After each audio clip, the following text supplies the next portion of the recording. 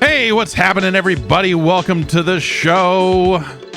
It's the Jeff Gerstmann Show. This is a podcast about video games.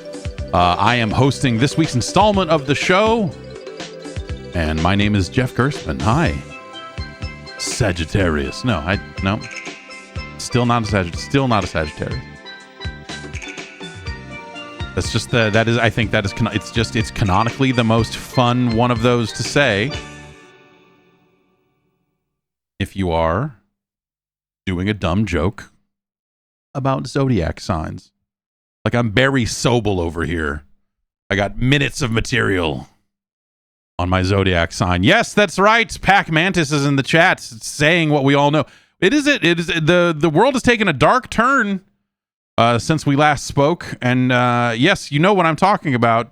Twitch is attempting to give away copies of Suicide Squad. Be careful out there. Part of the, what is it, Amazon Prime days that are happening. So if you like to read, if you're like me and you like to assemble news stories for a podcast, and you maybe use an RSS reader or something like that to do it, you kind of can't, because that reader is full of a zillion different stories and all the video game websites you look at that are all like the best dehumidifiers of 2024. Like all this shit. This is like, what? Oh, are they only giving away the PC version of Suicide Squad? Okay, well that's all right. I mean, I already have it. I got it before there was a vaccine and made it through okay, but that's not me saying that you shouldn't get vaccinated. That's hard. I mean, well, whatever. We have fun around here. I was going to say that's harsh to the Suicide Squad, but not a great game. Not a great game. I think we were talking recently that they had kind of committed. They were like, hey, the content that we have announced that we were going to make, we're going to make it. And then someone asked, like, what about after that? And they're like, we're not talking about after that, which even if they were going to make more content, they would probably still say the same thing. But I might be willing to put some money down that we're not going to see additional announcements of Suicide Squad content on a go forward basis here, but it is free. I don't, if you're well, it's not free. It's like you have to be subscribed to like what, Amazon Prime or whatever, right? And you can get a copy of like that. They saved that for the big.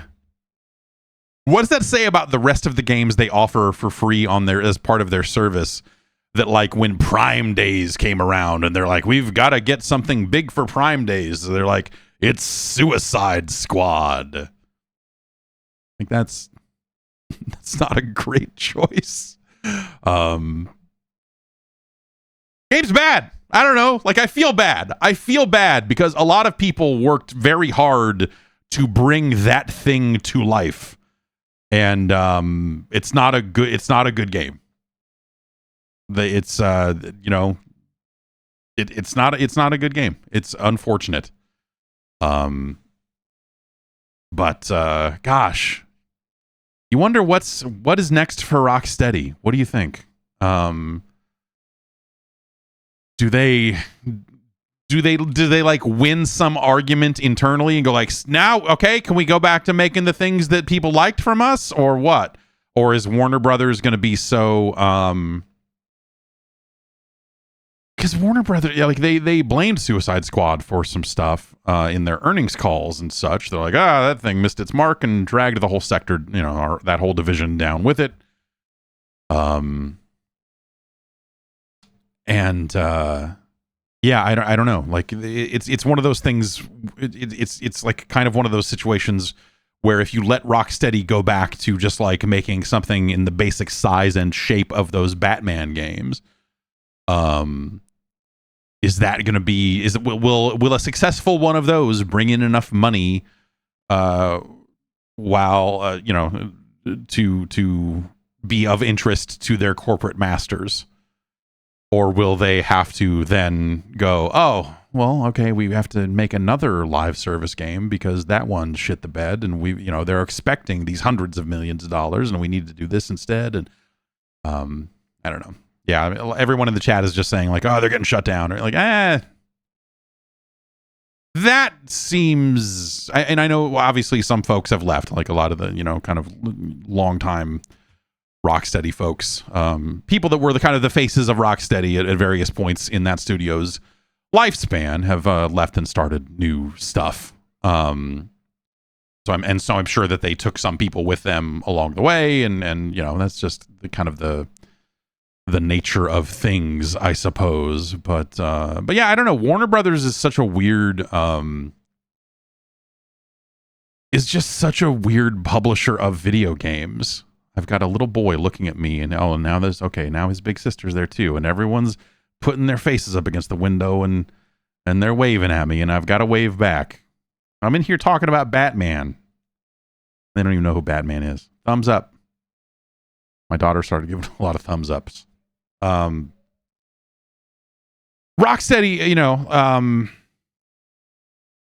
Warner doesn't have like a zillion different studios, right? The idea, like if they were to shut down Rocksteady, like at some point you're like, okay, well, what are you making? What do you have left to make? You've got the Montreal studio, you've got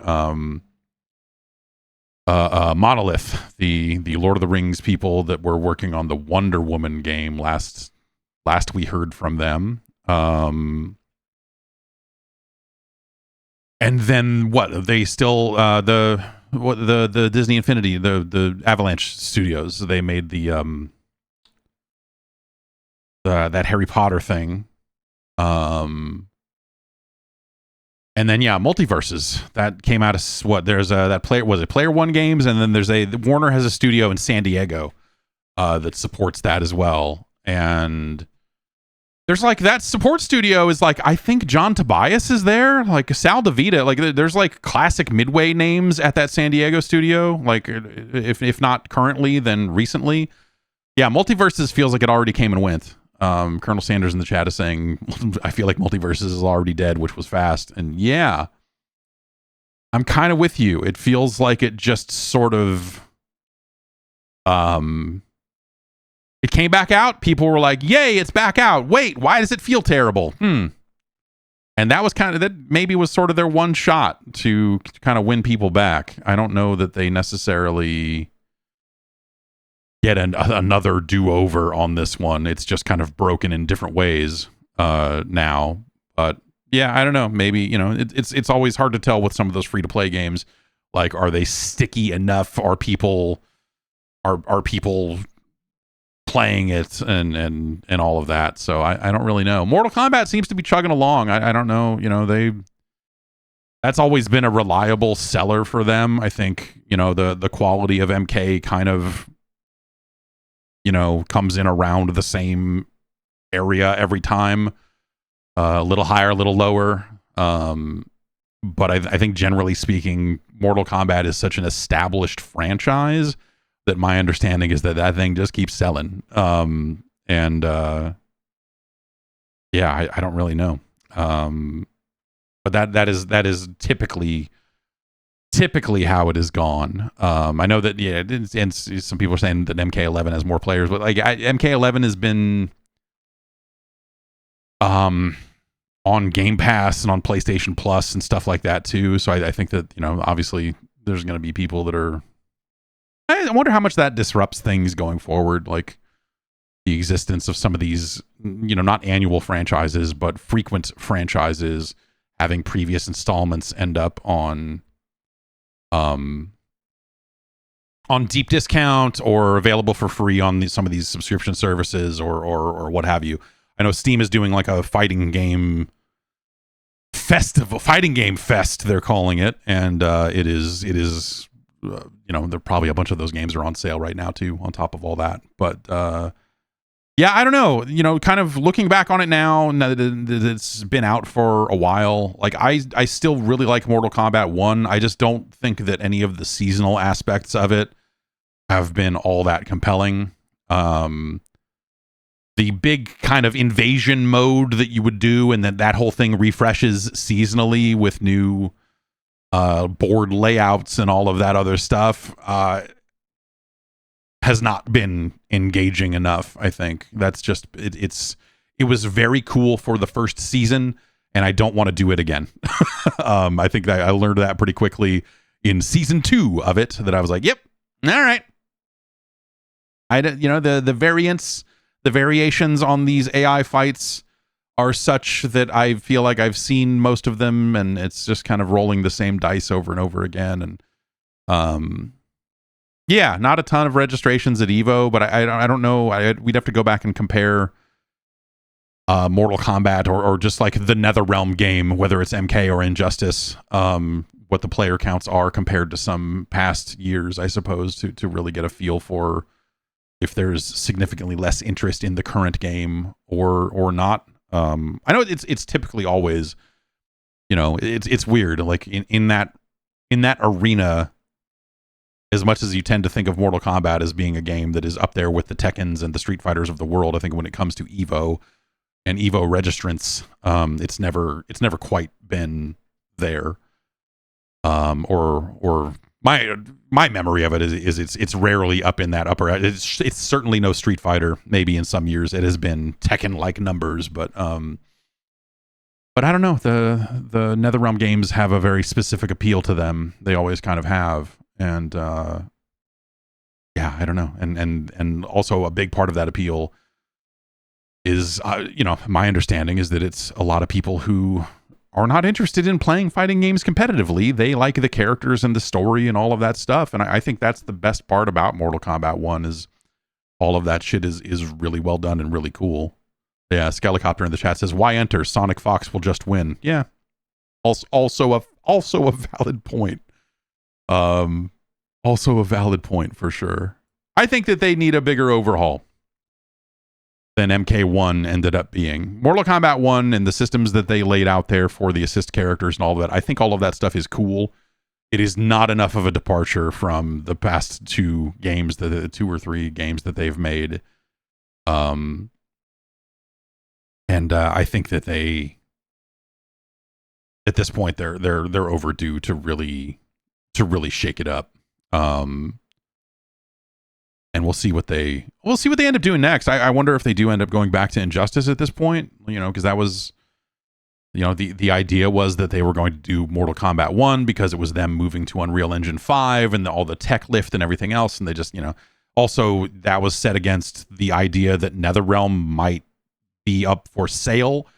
And if the studio was sold to not Warner Brothers, then at that point, they wouldn't be able to make another Injustice game, so they probably had a lot of, they probably had to make some decisions around that too. But yeah, I don't know, man. But yeah, Evo coming up. I don't know. I would not say that I am incredibly hyped for Evo. I will probably, if I'm around, I will maybe watch the Street Fighter finals. That's typically how much Evo I can handle these days, is just let me watch the like top 8 or whatever and see what that's all about. I don't know that I necessarily need much else than that, but and yeah, maybe we'll get some free burritos or something out of it. I don't know. Video games. Concord. I need to find a video interview of someone who works on the game pronouncing it, because I'm sure they must say it Concord, even though it's not spelled like the jet. They ran a beta of Concord. They're beta testing Concord, California. They're going to fix it this time. Once and for all. Just replace it with a smoking hole in the ground. Sorry, Concord. Concord, California, not the greatest place on the planet. I don't know. It's not super fucked up. I have not been to Concord in decades, so I don't know what Concord is like these days. Seems like it would be a perfectly boring place to be. Yes, it's certainly no Walnut Creek. We can all agree. I mean, Walnut Creek had the BattleTech Center. It had, Adventure Worlds or whatever with their bad Adventurers Lounge, and then you could go play in the BattleTech pods in the back, and they would sell smart drinks in their fancy Explorers Adventurers Club up front. And you're like, yes, I would like a shot of ginkgo biloba. It will enhance my brain power. Wow, this was back before energy drinks existed, so smart drinks were a thing for a little while. And that was in Walnut Creek. And then Magic Edge was somewhere around there. Magic Edge was in Mountain View. Magic Edge was like the jet simulator equivalent of BattleTech. And it was also rad. Anyway, Concord, they're going to start selling it. Well, they're already selling it, but it's going to be out here before too long. And so they ran their first beta weekend. They've got a second one coming up. This one was available to anyone who had pre-ordered the game, as well as anyone who had PlayStation Plus, which I don't think they announced that until pretty late in the game. And it's the sort of thing that makes you wonder, like, oh, did no one pre-order it? And that's why we're opening it up? Or like, what's the story there? You know, but either way, they made Concord. It's hard for me to read Concord and pronounce it as Concord, because the Concorde jet that doesn't exist anymore, it had a bunch of U. You know, it was spelled in British English, a lot of extra U's, and an E on the end because fuck it. Concord is a team-based first-person shooter.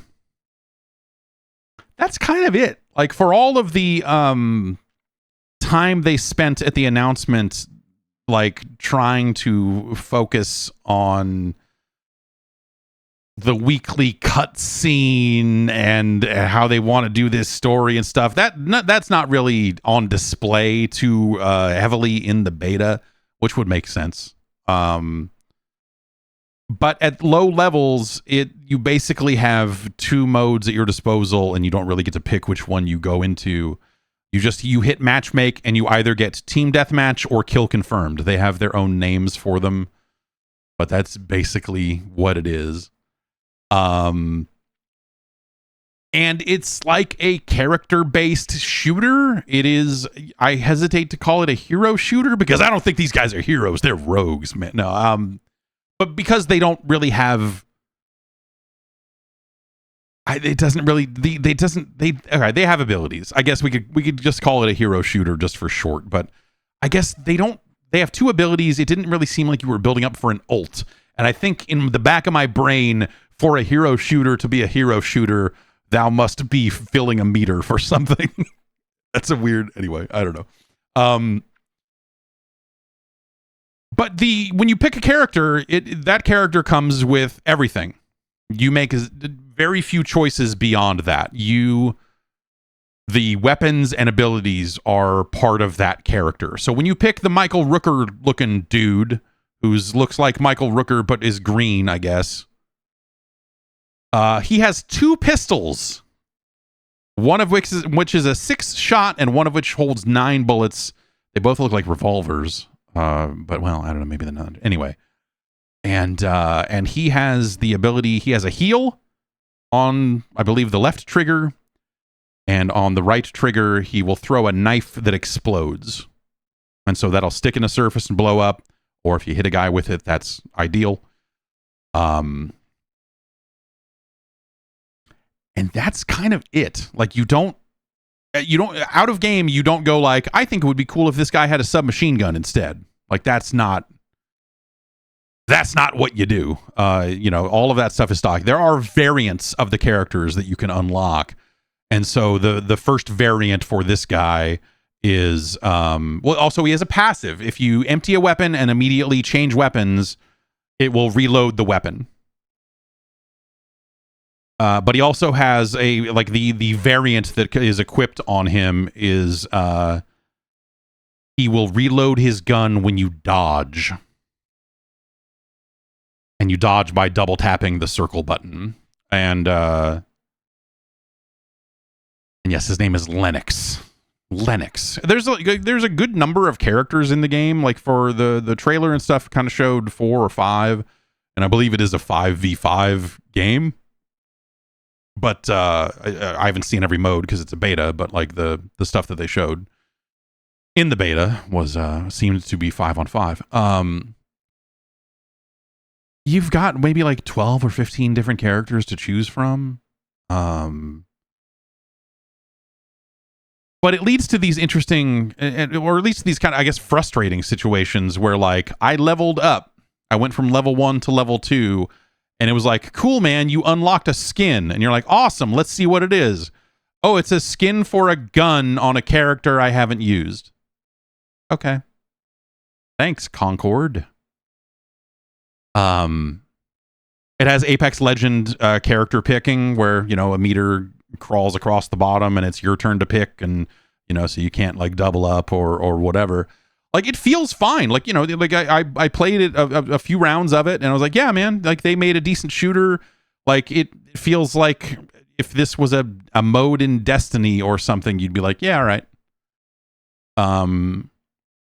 It has a double jump. It's not a full-on like boosted Destiny style double jump, but you can sort of, it's a floatier second jump after your initial jump. It does a weird, I guess maybe Destiny did this in a couple of spots if I remember correctly, but like, so it's a first-person game, but when you double tap circle to dodge, it like yanks out to third person really quick just to show your guy moving to the side and then zooms back in. And I found that to be mad disorienting. And I hope there's a way to disable that, because I don't need that. You can just have the viewport go to the side. I understand. I hit the buttons. I know what direction he's supposed to be moving in. I thought that was like a kind of a bad choice. It seems okay, but like I said, I usually, and this was something, I don't like it when you can't like really control loadouts on a character. If a character is going to come with abilities and stuff like that, I still would like to equip different guns. And, you know, obviously, like philosophically, that's just like a whatever. They're trying to balance these characters' abilities and guns at the same time to make them feel like a unique character in the pantheon of freebooters, freeloaders, free McBooters. What are they called? They're mercenaries. I don't know. They're space mercenary crew. But yeah, it has kind of a Destiny feel to it, and I kind of had my fill of the Destiny Crucible. Free gunners, right? Yeah, close enough. Yeah, I don't know. Like, you know, it's this, my actual feeling on it is this game is fine, but if I wanted to play a game like this, I would have continued to play Crucible matches in Destiny instead, I guess. Not that it's like a 1-to-1 fit with that, but it feels enough like that's kind of like a valuable comparison point, I feel. But it's well made, you know, like for what it is, like all of that. Like I don't have anything really certainly bad to say about it from a gameplay perspective. It's a totally acceptable team deathmatch and kill confirmed, you know, and when you level up and unlock, or some of the stuff just wasn't in the beta, but when you unlock and get access to the additional modes, I'm sure that there will be more complicated objective modes that show up in there somewhere. But generally, I'm mostly interested in a team deathmatch or a kill confirmed type of mode anyway. They don't call it kill confirmed. It is that. The enemies drop a thing and you pick it up. It's just not a Call of Duty dog tag. And, you know, I don't know. When you shoot a guy, you see a life meter appear above their head, and so you get a really good sense of how many shots it takes to take them down, which the answer is like kind of too many in some cases. But, you know, you've got enemies that are throwing up, and I assume it's just a different class, but they're throwing up cameras or you know, detectors on walls, and you can shoot those out so that you don't get detected. And, you know, like different characters are going to have, of course, like different abilities at their disposal to use and all of that. And it's okay. I mean, the larger question of like, do you think it stands a chance in this modern landscape? Blah blah blah blah blah. And all, you know, like, I kind of don't. Like in a world where all of these other incredibly popular shooters continue to exist, it's hard to see why this one would become someone's game of choice. But someone, you know, certainly someone will feel that way about this, like because it is made well enough that some people will definitely get attached to it. They will, you know, dig the characters, and I guess that's ultimately probably why they want the weekly cutscene. Which every time you launched the beta, it would play the cutscene. You could skip it, but in this one, it was like week 0 free gunners, and it showed them getting accepted into the free gunners, and as such, they could go on these missions. And but like the missions seem like they should be fucking heists and stuff, and so I assume obviously you'll have these later objective missions that I guarantee are going to be like, both teams are fighting over an object, and you need to get it. Your contract is to get it, but another team of freebooters also has the contract, and so you've got to shoot them to get the box. If you don't get the box, you're gonna lose. And you know, the characters and the little bit of story that was packed into the beta and the trailer and some of the other stuff, I just that stuff doesn't move me. It just the trailer when they announced it just felt so like Asylum Entertainment Guardians of the Galaxy, like direct to DVD, like made for cable TV movie Guardians of the Galaxy. That it's hard to imagine that motif and that concept eliciting actual excitement from a person. Like at most you're just like, okay, yeah, it just feels like a big shrug on that stuff. But you know, again, someone will probably find their way into that and get into it. But and if the story picks up and the characters are better and more interesting and whatever, like, then you know, that could work, and that could help people get into the lore enough to want to keep playing it. So, you know, that's something, but at the end of the day, like I said, it's really hard for me to envision, certainly myself, but also like, again, in a shooter landscape that is still like weirdly crowded, it's hard to imagine someone, getting deep into it, but it's certainly not bad. Like it's definitely well made for what it is. It's just that aspect of like, is this going to be someone's favorite game? Is this going to be enough people's favorite game to have it be like a going concern for what, 2 years? I don't know what is the expectation there. I guess like we haven't really, you know, they haven't really said how they're looking to monetize and if they're going to sell a bunch of skins. I didn't really see too much of a framework in there for that. It had a bunch of dailies and and I believe they were weeklies, but like, so there were variants. There were like the character variants. So like I said, the variant for Lennox that comes stock equipped, like variant 1, like they're numbered, like they're, you know, Street Fighter Super Arts or something.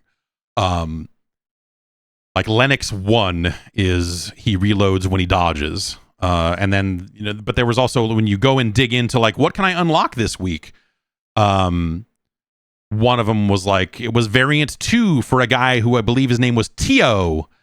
And if you unlocked Tio 2, he would start with more grenades and bullets, you know? And so it seems like the most customization you'll get from a gameplay perspective on these guys is that variant slot.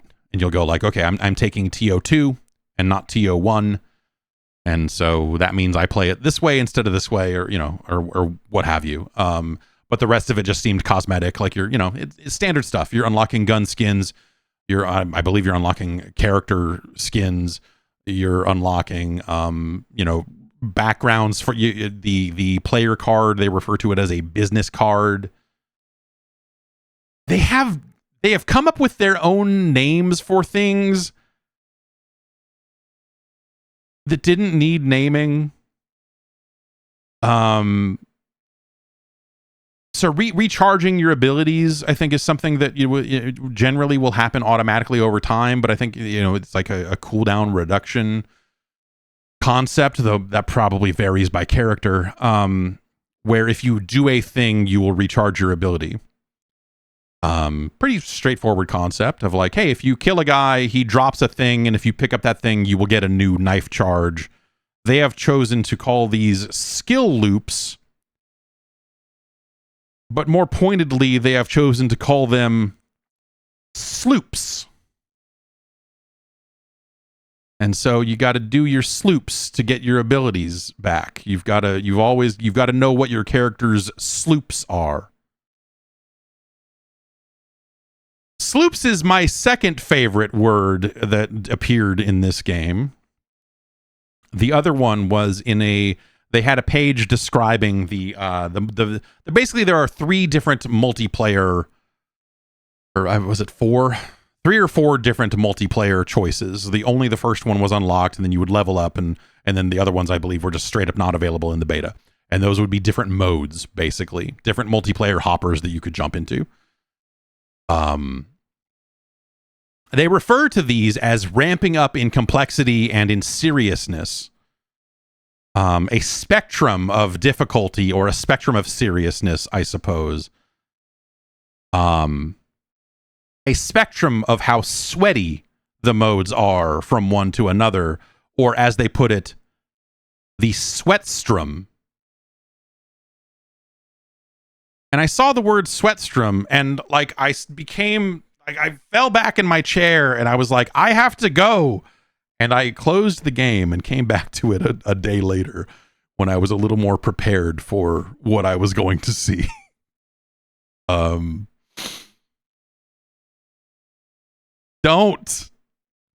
do it. Don't do it. It's still a beta. You can take that shit out, man. You don't have to leave that in the shipping game. You can tell. Yes, this sweatstrimming it is these Swedish fish in the can bulging out. Somewhere Matt Kessler is still convulsing over as a result of what the can did to him.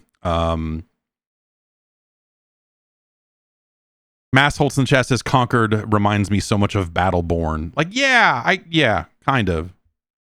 I think this is a significantly better game than Battleborn. But I also think that the action MOBA thing is really difficult to crack. So yeah, I don't know. That's Concord. I will certainly play more of it. I played it on PC. It ran really well there. It did all the PSN login tie-in stuff that all of their games are going to do going forward. And it certainly seemed all right. And I want to see where they go with it. I want to see what their other modes are. I have a feeling that they will ramp up in objectiveness in a way that I'm just not. I don't want to get too high on the sweatstrom.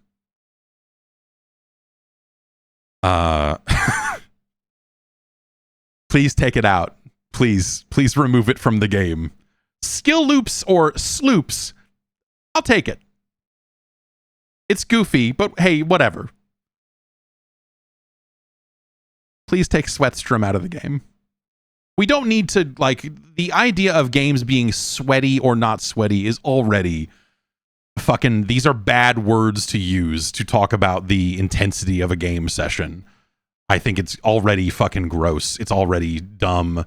And it's already I don't know. It's already vaguely kind of toxic in a way that, I think some people refer to sweaty as a bad thing in terms of just you're taking this more seriously than I am. And I think it's the term sweaty in gaming, I think has become just a shitty, toxic kind of thing to begin with. And so codifying it by putting it in a game, I think is actually kind of fucking garbage. If we want to be real about it, I think that's actually a super fucking garbage thing to put in your game. And it's like the framing your game that way out of the gate is already kind of gross for the way that sweaty tends to be used in a gaming context.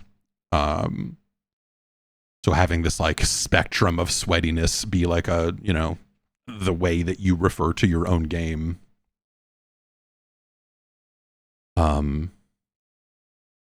It sucks. It sucks. Anyway, they will have another beta weekend. I don't think it is this coming weekend. I don't think they're doing them back to back, are they? But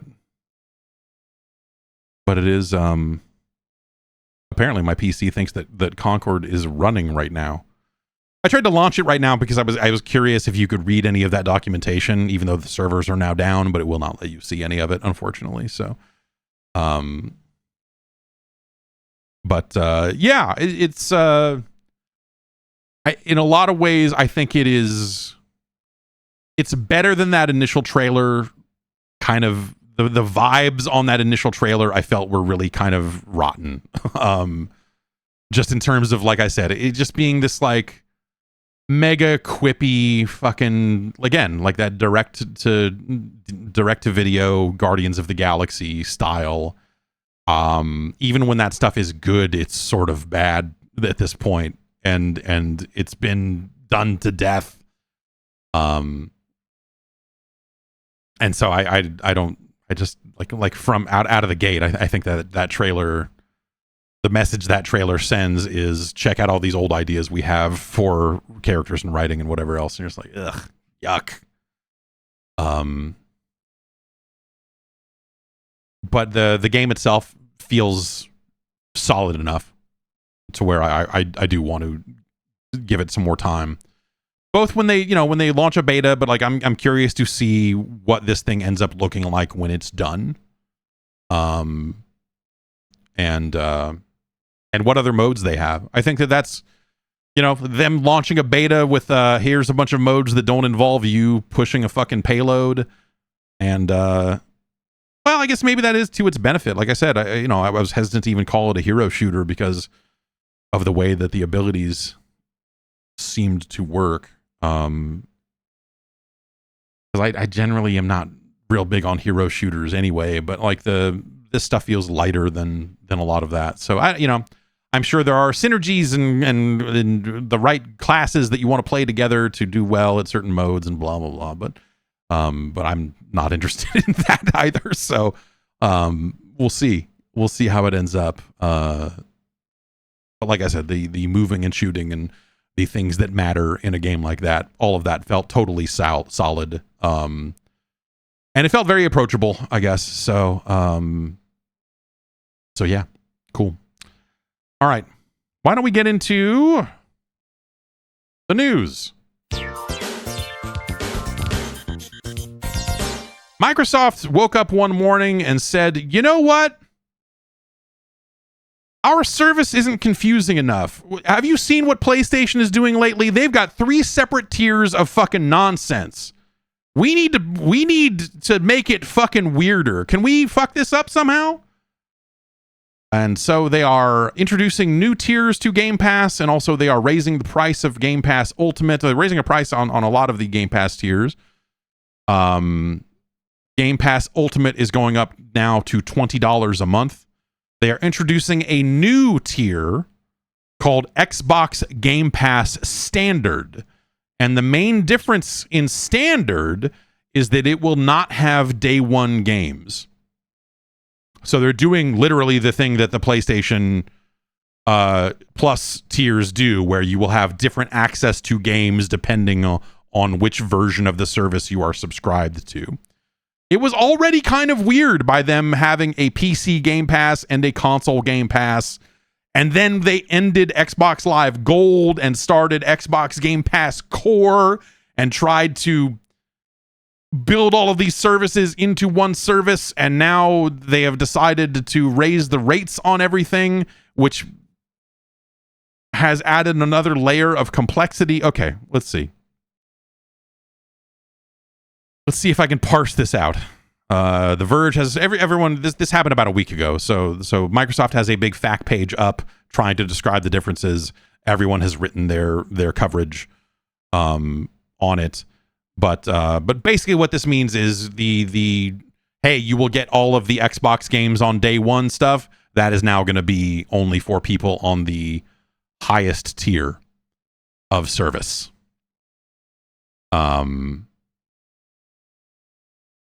Which is again going up to $19.99 a month, which that will start on September 12th. The service was currently $17 a month, and so that's a $3 increase. And someone should make a chart with a bunch of boxes. They have turned this into a thing that needs a chart and a bunch of boxes. You could argue that they did that already with the last set of changes. Okay, but let me see if I can. Let's see if I can figure this out here. Okay, so if you were on Xbox Game Pass console, you will be grandfathered into that. You can no longer subscribe to that service, but if you are on that service, you can stay on that service, and you will still get day one games, though there may be some differences between the games you see on that service and the games you see on Game Pass Standard. Which is, how much is Game Pass Standard going to be?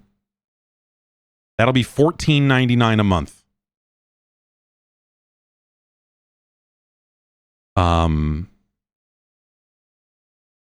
Yeah, that'll be $14, and it's already too late. They shut off the service you could get grandfathered in on. You can no longer sign up for that. That ended on July 10th.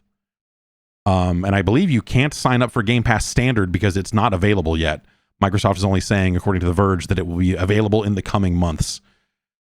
That standard option includes online multiplayer. So the thing to remember is that the old Xbox Live Gold, can you play online, yes or no stuff, is mixed up in that too. And so I believe... Yes, Xbox Game Pass for console did not have online access. So the new standard tier will get fewer games, but you can play online.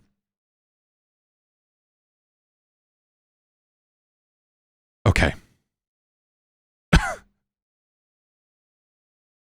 All of this is happening. All right, I have a couple of other windows open here. Let's look at what Microsoft is saying on their subscriptions and billing pages. Starting July 10th, the following updates to Xbox Game Pass will take effect.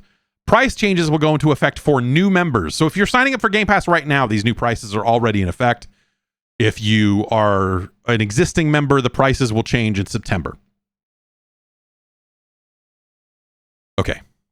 Price changes will go into effect for new members for Xbox Game Pass Ultimate, Xbox Game Pass Core, and PC Game Pass. Game Pass for console will no longer be available for new members. Members who are already subscribed to Game Pass for console and have automatic payment renewal enabled will be able to continue to enjoy their membership. Also, a new Game Pass option, Xbox Game Pass Standard, will become available in the coming months. These changes will enable us to bring members more value and more great games to Game Pass.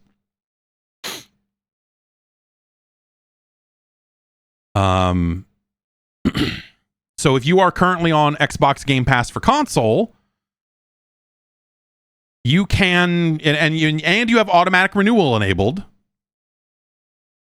then you can keep that tier. You can be grandfathered onto that tier.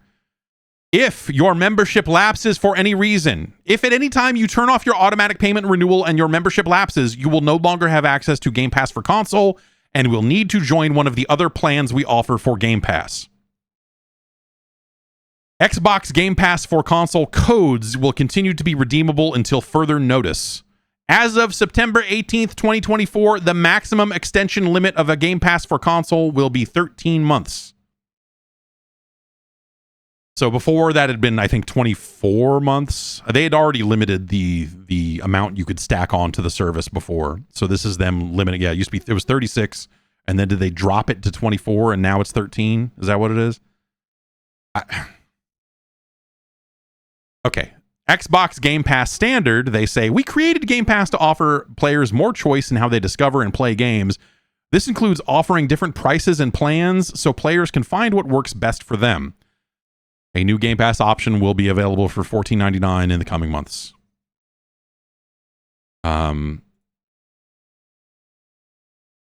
Xbox Game Pass Standard gives you hundreds of high-quality games to play on your console. It also features all the benefits of Game Pass Core, such as online console multiplayer and select member deals and discounts, including up to 50% off select games. Note!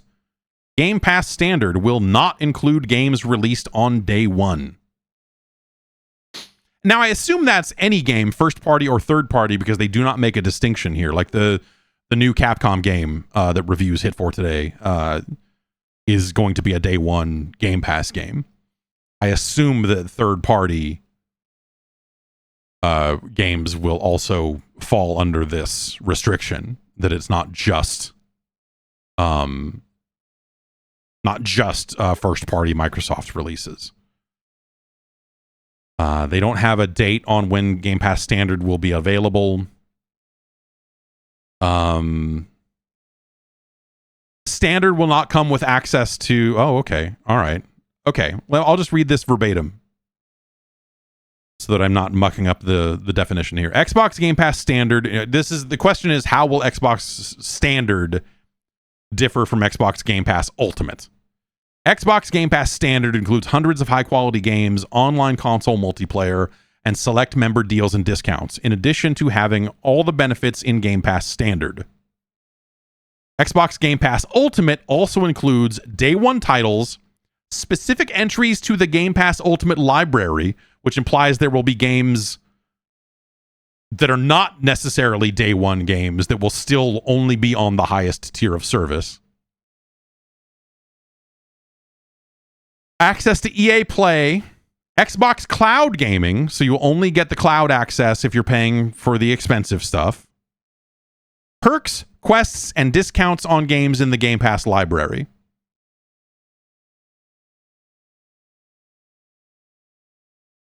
All right. And it says there's another note. Xbox Game Pass for console may have select titles that are not included with Xbox Game Pass Standard.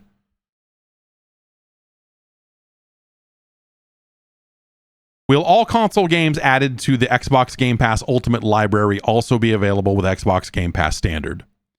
Some games available with Xbox Game Pass Ultimate on day one will not immediately be available with Xbox Game Pass Standard and may be added to the library on a future date. This could be up to 12 months or more and will vary by title. So they're setting you up for, like, this doesn't mean in 60 days you're going to get Call of Duty. This doesn't mean in 3 months you're going to get Call of Duty. It could be a year or more. The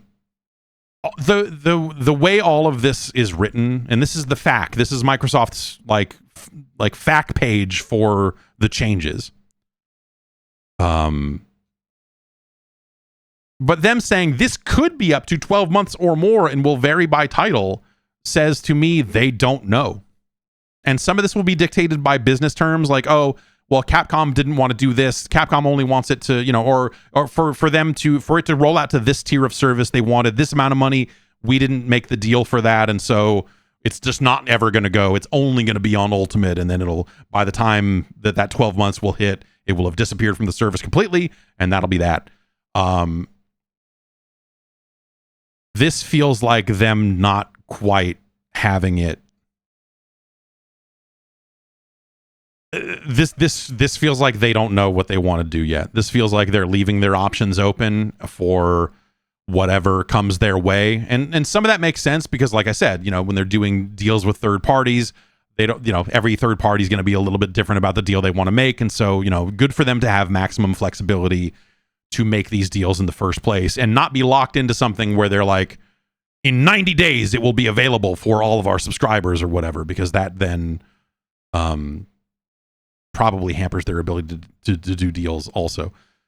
The PC version of Game Pass will still get day one games, even though the console version won't. which I think makes sense because otherwise, why would you sign up for PC Game Pass?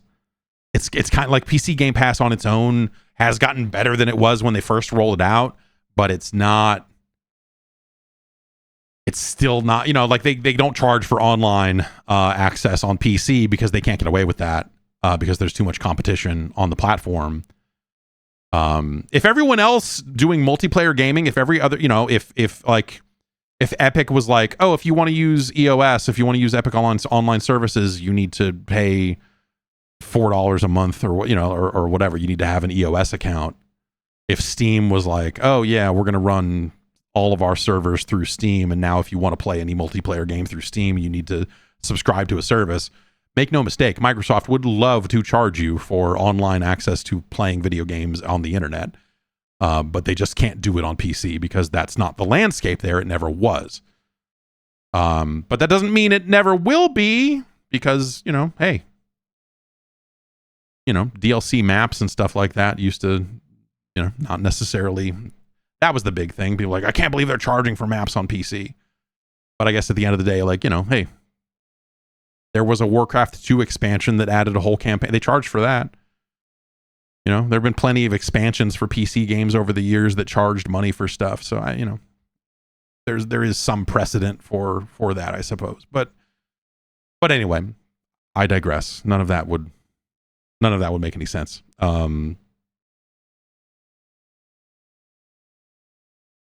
This is, I think that they have added another layer of complexity to their service, and in some cases, I look at it and think they probably needed the wiggle room here, because a lot of the stuff they said about Game Pass and Day One games and everything else there, I think locked them in when making deals with third parties in ways that were, they were not making the same level of deals as they were, 2 years ago or whatever it was, right?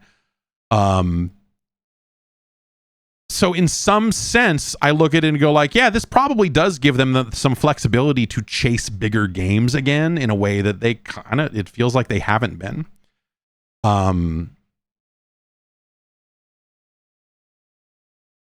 But at the same time, I think it's added another layer of complexity to a service that was already getting overly complex. And also I think that this is officially a lot of money, Game Pass Ultimate. And there are ways for you, you can still buy 3-month cards, and, there are people that offering 3-month Ultimate cards at a discount, and, there are, the ways that those different tiers convert or whatever else. There are still ways to find deals on that. Maybe I'm part of the fucking problem, but as soon as this got announced, I went out and bought a year's worth of cards from some online site that they sent me scans of the scratched off cards, and I entered all of those and tacked on another year of fucking Game Pass. Shout out to the Microsoft snipping tool for the text, the OCR being good enough to read those 5x5s so that I could just so I didn't have to type them all in manually. Good shit. Good shit.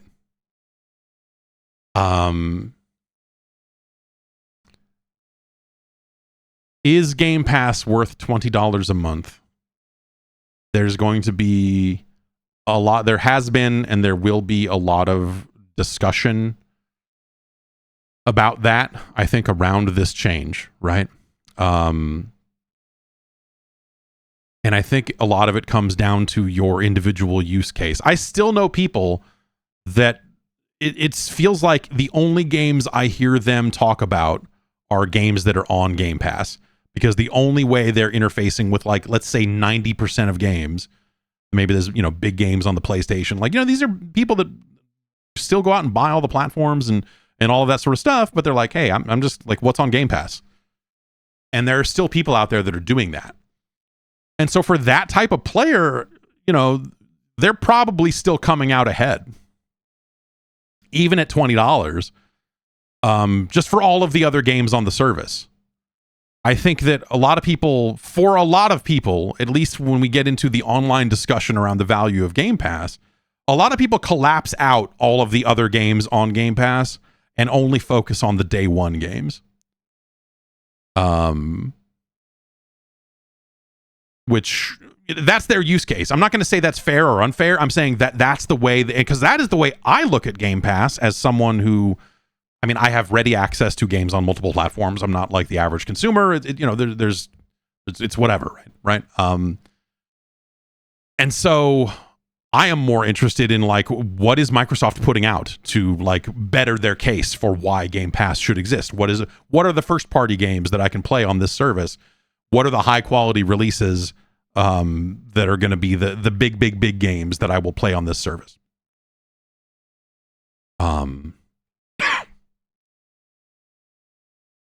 And that is where it has been dicey for the past, 2 years, 3 years? And it hasn't, that doesn't feel like it's necessarily gotten better. When putting Call of Duty onto Game Pass, that's a big step. And, as they get in a better position to actually ship games, I think that'll be, good for that service in the long run. But, it's at some point, if you were only using Game Pass because you're interested in playing whatever the big games are, and you're not really checking to see like what indie games hit the service this month, what older games, like Neon White. Two things on Neon White. One, Neon White just came out on Xbox like last week. That game is it 2 years old? Is it a year and a half old? Neon White's a cool fucking game. You should play it. But like, it just came out on Xbox and it's on Game Pass. I don't think they're touting that one as a day one release. I think they're smarter than that. I remember Neon White, I think, was the first game I installed on my Steam Deck when I got it.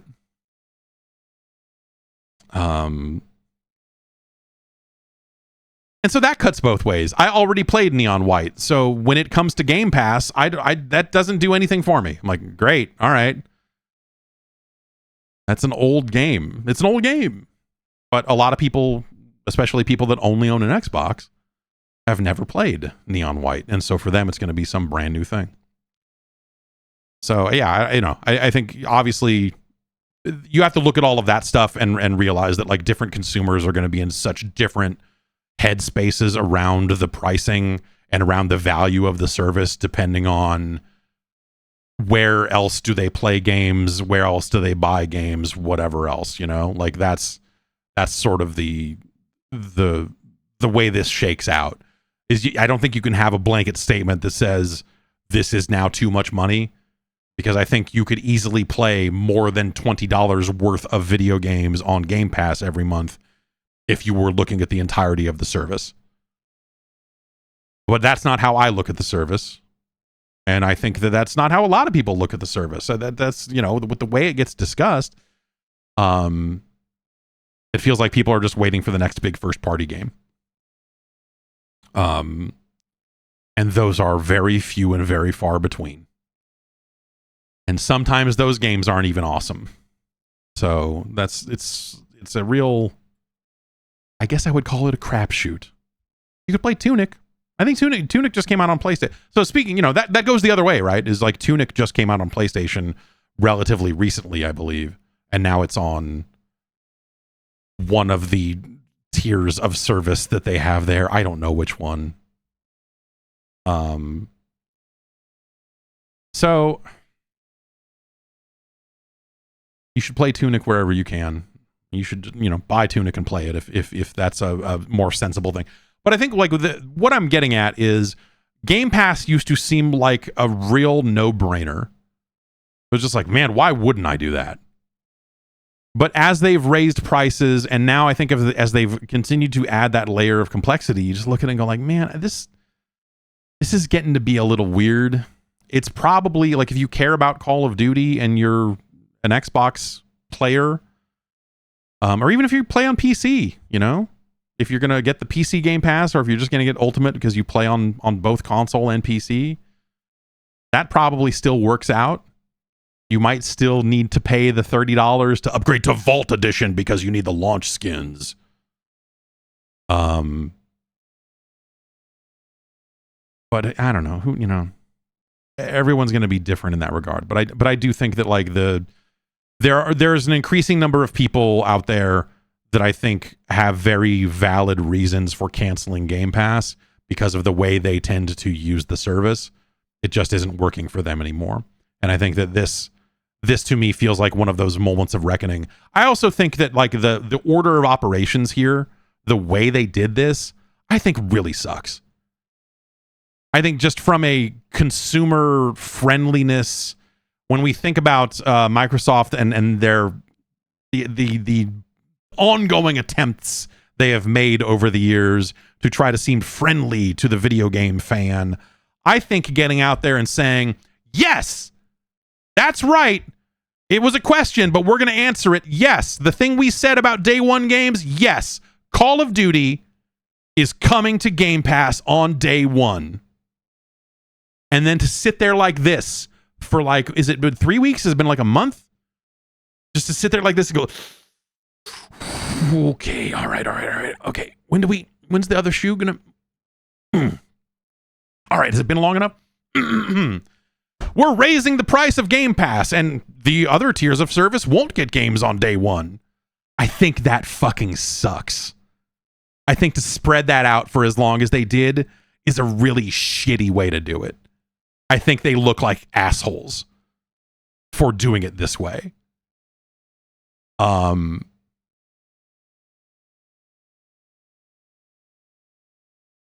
And I don't, it wouldn't have necessarily felt better if they did it the other way, like if they had raised the price and said, yes, it's coming, but they could have done it in conjunction. I think that's maybe the most honest and open way to do it and say like, hey, look, this shit's expensive. At that point, you're trying to appeal to like, oh, the poor corporation. Oh, it's so expensive. Maybe if the rest of the company hadn't blown all this money on fucking OpenAI, maybe they would still have some money left to fucking pay for Call of Duty and not pass the lack of savings on to us. But I think that's a really crappy way to do it. And they've been on a real tear. Yeah. Like, yes, they spent a ton of money, lay a bunch of people off, close some studios, raise the price of Game Pass, have quotes out there floating around like, yes, we need more games like Hi-Fi Rush on Game Pass. Anyway, we're raising the price of Game Pass. We closed the studio that made a beloved Game Pass game. And the thing we said about day one games, yeah, that's still true technically, but it's more money now. And if you don't want that, you can pay less. You pay $5 a month less to not play Call of Duty. It's a mess. They took what oftentimes felt like a relatively clean process. Like, hey, this is our subscription service if you sign up for it. And they've just kind of continued to get mired in a bunch of junk, a bunch of bad. Well, I say bad decisions. It's probably the right decisions for their business at the end of the day, good or bad. I'm sure that at some point they go like, hey, for this thing to be profitable for the amount of money we just spent and all this other stuff, like we kind of, I'm sure on some level their fucking backs are against the wall, right? I mean, it's not like Xboxes are flying off the fucking shelves. So the install base is not necessarily growing in a way that they need it to. And, so it's at some point, someone's got to pick up the fucking slack. And so it makes sense that the subscription service would end up getting hit with this. So I don't know. I just think it's a really crappy way to do this.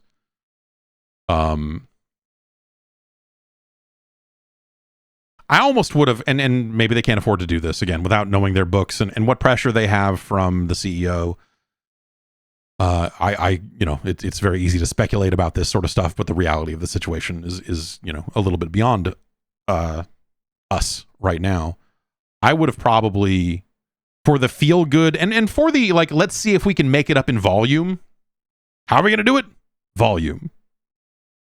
I would have not changed a thing about Game Pass. I would have rolled out Call of Duty, looked at how it did, give it about 6 months or so, and then say, okay, we're doing this day one. We're making these changes.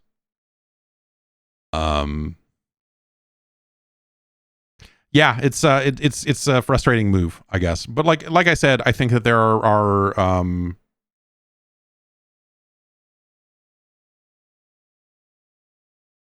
you know, for a lot of people, I think that $20 a month for access to all of those games, especially, I mean, let's see, right? I mean, they're saying, hey, this will help us, you know, this will enable us to bring members more value and more great games to Game Pass. Let's see, right? Like, set a note for 6 months from now, or I guess 6 months from September, when it's officially rolled out for everybody, and look at what came to Game Pass and see if you feel that the quality of Game Pass has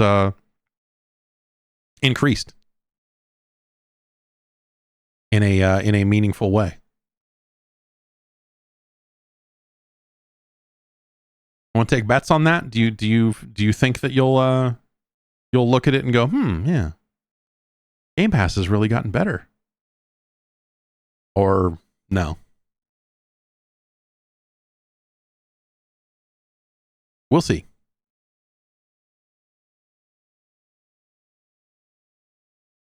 We will see.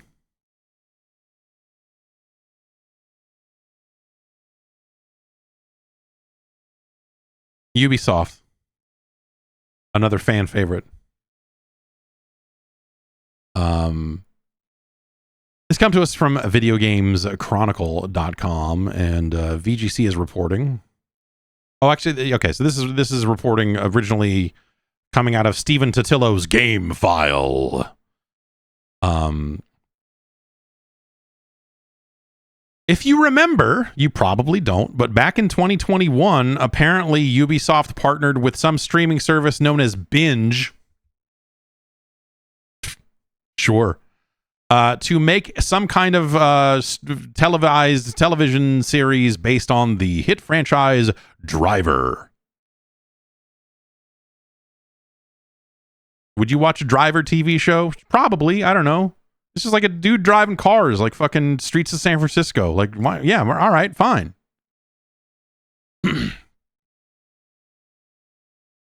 That's all done.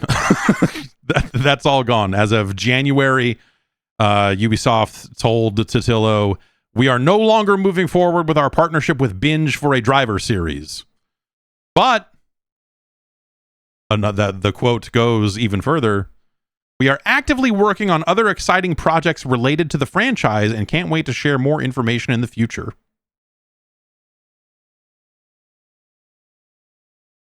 Driver. Are you ready for more Driver? Let's hear it. No? Maybe? Maybe. I think I would be tentatively interested in what they would do with Driver. I would assume, and maybe I'm assuming incorrectly, but if I were trying to save a little money on making a Driver game, I would say, hey, we already make The Crew. That's a lot of driving technology that we already possess. Can we turn one of those into a mission-based driving game? And I would probably go that route with it. Of course, they do say other exciting projects related to the franchise, so who knows? That could mean they're going to make Tanner trading cards, for all we know. We're making a pair of underwear. It's got Tanner on the back of it.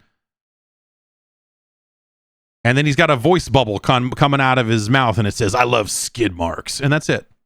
The famous Tanner catchphrase. No? Yes. Make Tanner, yes, an X-Defiant faction of getaway drivers.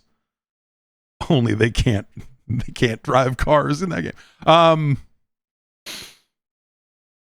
Driver is something that I would not ever say that I hold near and dear to my heart on account of I think there's maybe been one good Driver game, and it's Driver San Francisco, and Driver San Francisco is kind of ironically good.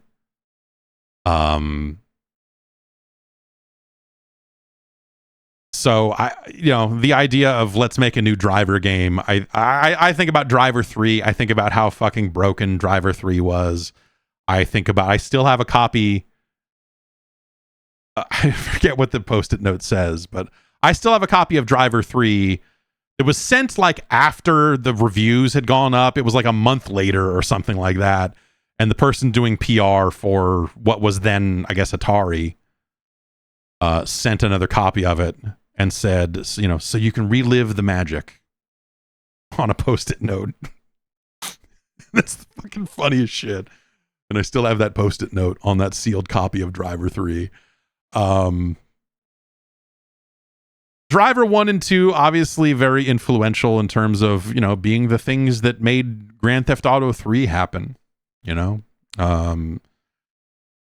But I would not sit here and try to tell you that I think that Driver 1 and 2 are good games. In fact, I think they're fucking terrible games. That was one of the most frustrating, because people love the Driver. And I was like, these cars handle like shit. And they're asking you to do all these fucking license tests that ask that, you know, like, hey, park in this garage and do all this other stuff. Like, dude, fuck this. This sucks. This is a gigantic pain in the ass. So yeah, man, 0 out of 10 for Driver and Driver 2, man. Especially Driver 1. But you know, hey, why not? You know, for my money, make mine the Wheelman. Vin Diesel in the Wheelman. Why didn't we get more of those? I mean, we're not, it's because Midway went under, but the Wheelman was all right for a kind of a crappy mission-based driving game.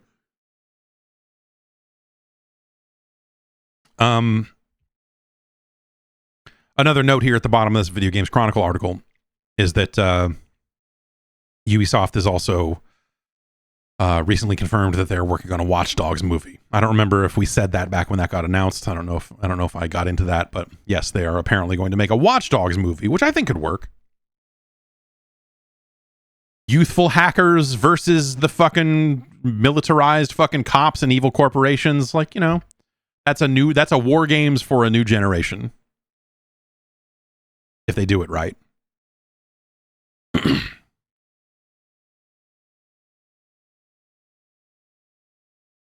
Will they do it right?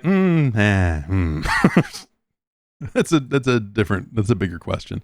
And I guess you know, hey, they're getting ready to start filming the next season of Twisted Metal while we're talking about video game TV shows and movies. AEW wrote Samoa Joe off of television by having Chris Jericho put him on a forklift and then drive a forklift through a fake wall. It didn't look good on television. It didn't look like something that was going to take him out for a good length of time.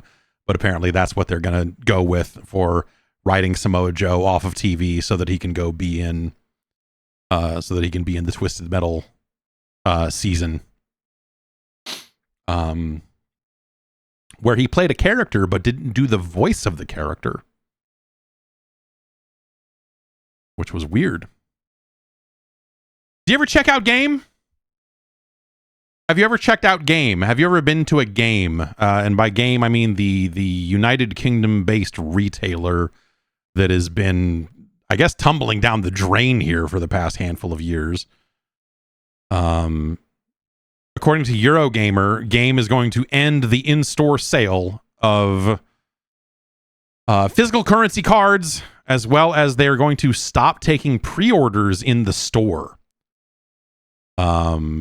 for games. Which I feel like if they're going to make it harder for you to buy games at their store, they're not. At some point, why are they still there? Eurogamer has just a list here. So far this year, Game has ditched the ability to trade in games and buy pre-owned stock, closed its long-running membership scheme, ended its support for Xbox All Access, and soon it will end. And soon you won't be able to place in-store pre-orders for new releases. But yeah, so it's a weird logistical thing that Eurogamer gets into here, where they were bought by a company called the Frasers Group in 2019. And it says here now that Game now operates mostly via concessions housed within other Frasers Group chains such as Sports Direct and House of Fraser. House of Fraser is a really terrifying concept. Ugh. It's just Niles sucking toes in there 18 hours a day. And so because they largely exist inside of these other stores, they're using the same cash register software as the stores themselves, and those cash registers can't handle concepts like pre-ordering a game or activating a prepaid card or whatever. Apparently, instead of just like, hey, why don't we update our software to better support these things that we sell, they're like, fuck it, why don't we just stop selling this shit? It's really fucking nuts. Like, these aren't Funko Pops, get them out of here. It's really weird. But apparently it is all about their, as the Eurogamer story puts it, their till software. You don't really hear people use the word till much anymore.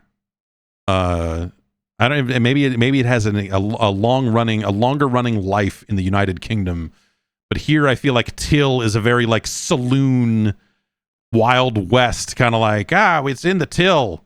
We keep a knife in the till next to the 20s in case you need to stab somebody. You say it all the time in the UK. Okay, till is apparently still inactive. Like till is something that it comes up. And working in retail, it probably comes up a little bit more, but it's like one of those, it just feels like one of those ancient slang terms for a cash register, I guess. Or a cash box, really. It doesn't even necessarily have to have a register attached to it. So congratulations to Britain for continuing to use the word till. We're going to go out to Sainsbury's and what? Gonna pay some money. Give the man some quid, and he's going to put it in the till. And then we're gonna go to Tesco's, and I'm gonna buy some DVDs and get one of those sausage rolls that everyone loves so much from Greg, the first boss and the first descendant.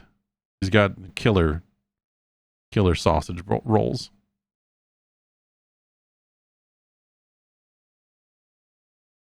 Anyway,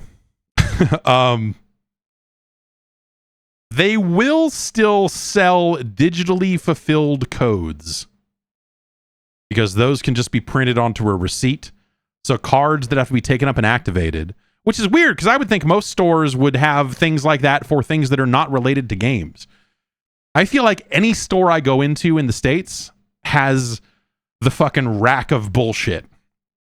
It's like, hey man, do you want to buy a $50 Chili's gift certificate or some PlayStation credit? You want to get some Roblox credit? It's like all the game stuff, and then like you could buy here's a gift card you could use for $100 at Disneyland. You're like, that's highly specific, and I could get those even when I didn't live an hour away from Disneyland. It was like, living on the other end of the state. They're like, do you want to buy some Disneyland credit? Like, what? No. What? What am I going to mail that to someone? No. What the fuck? So anyway, it just seems like that. It seems weird to me that that's not something that the stores that the games are housed within are doing for other products and services. But yeah, I guess maybe the UK just has less of that in general.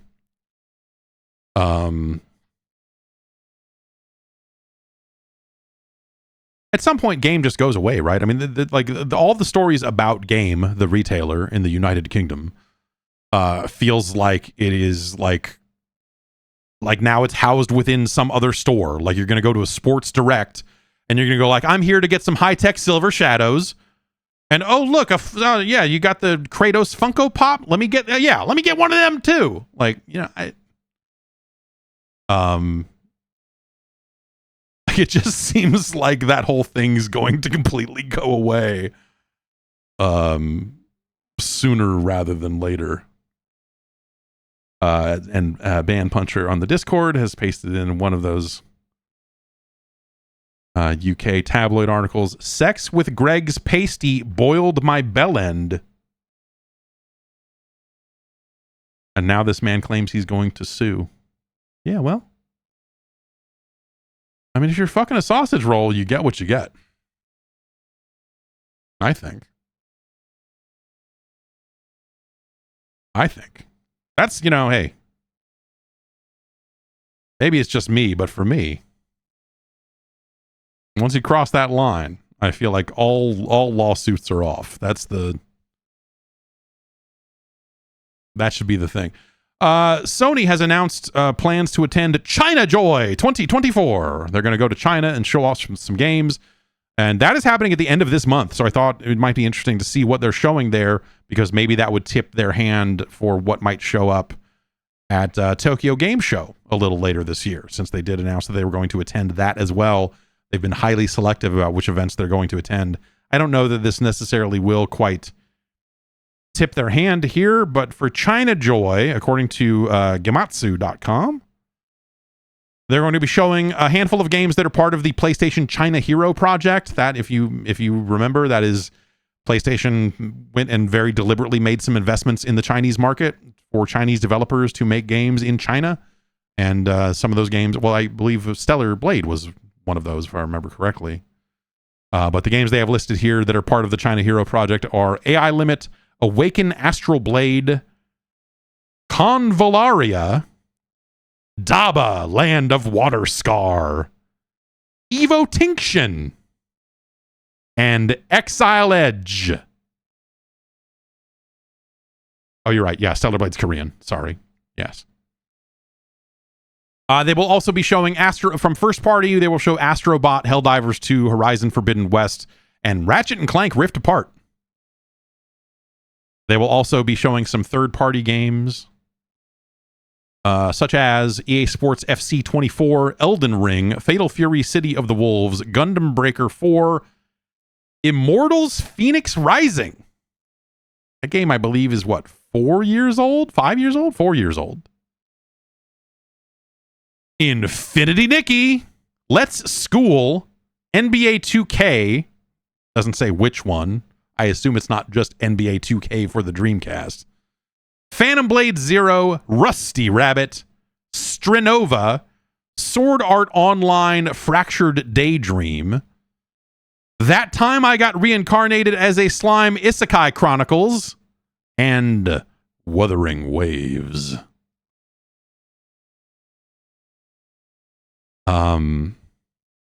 And Koei Tecmo, according to Gematsu here, Koei Tecmo has said that Dynasty Warriors Origins producer Tomohiko Sho will appear at part of their booth presentation, and they will do some kind of live event touching on that game, and they will show some footage of the game.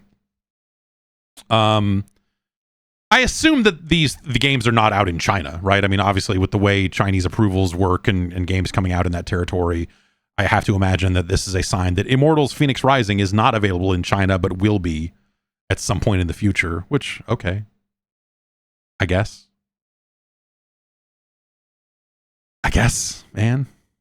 So, hard to get a sense of if that's going to be a part of their TGS lineup or not. I could see some of the China Hero Project games maybe making their way there. But by the time the TGS rolls around, some of those other games, like Astrobot, will be out by then too, so they won't have any unreleased stuff.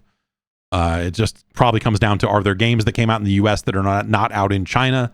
They are not out in Japan, rather. They will show those at TGS.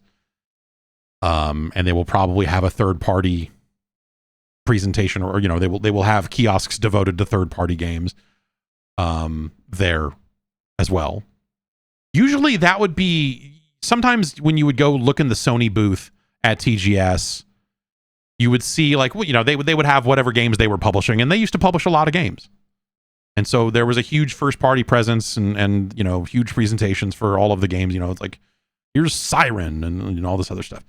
But they would still have a third-party area, and they would still have some games that were like Western games that had been out in the West for a long time that had not yet made it over to Japan. There were times when, like, EA would have a booth, and you would go and look at it, and you'd be like, why is EA here? And you're like, oh, they're showing off last year's Battlefield because it hasn't come out over here yet, or whatever. And and so it was weird to see a Battlefield game on the show floor at TGS of all places. You're like, what? And no, Like, yeah, like people were playing it. There aren't necessarily huge lines for it, but you know, I'd say it's probably different now because games are so much more of a worldwide thing. But I always got the impression that there were people in Japan who played games that had specific interests in shooters and Western games. They weren't necessarily popular there, like at all. But there were players that were kind of stalwarts for that genre, and they were interested in seeing that stuff, and they were the ones seeking that out. I remember going to an import shop in Japan, which was awesome because it was a lot of Atari Jaguar games. Import meaning here's a bunch of US games on sale in Japan, and looking at it, and then having like, I assume it's because it didn't come out in Japan before or whatever, but it was like a copy of like Spider-Man Maximum Carnage for like $200 or something fucked up like that. And just going like, what the hell? And I always had a thought of like, I should fucking bring a bunch of fucking games over here and sell them to these guys. I got a bunch of fucking you want US games? I got that. I should start coming over here with with like suitcases full of games, sell all those games, buy games, and come home with a suitcase full of different games. I'm the ice cream man when it comes to that shit. I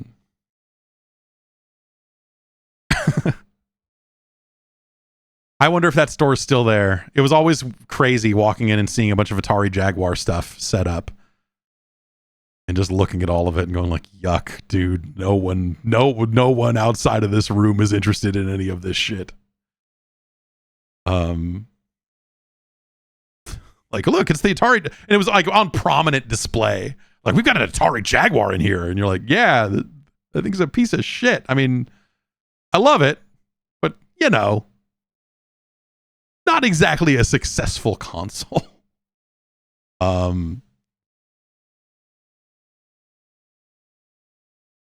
Lastly, Call of Duty is teasing a crossover with WWE for Season 5, which launches on July 24th. They have not said who is going to be in the game. They have a little teaser image that seems to imply that there would be 3 characters that would show up in game. And I don't know, man. Like, what do you do here? You do John Cena. You probably do Cody Rhodes, and I bet you do Bianca Belair. I bet one will be a woman. In fact, when you look at the teaser image, it seems clear that one of them is a woman. But that's probably like that's probably at least close to the right answer, I would think.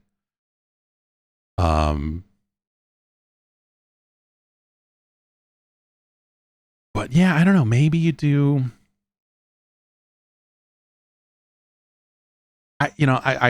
Damian Priest is a talented individual. I don't think he is at the level of appearing in Call of Duty. Roman Reigns, maybe. Roman Reigns would fit the bill for that, but he's not around right now, so it's sort of a weird fit. Maybe do The Rock instead of John Cena, depending on which one of them would be cheaper to do. With The Rock on the board of directors, maybe they get him a little bit cheaper than they get John Cena, but I'm sure they're all signed to whatever. Yeah, but dude, Sergeant Slaughter is like the right answer. I mean, G.I. Bro is the right answer. Like, put Booker T in there, you know, in his army gear, and put him in there. God damn it.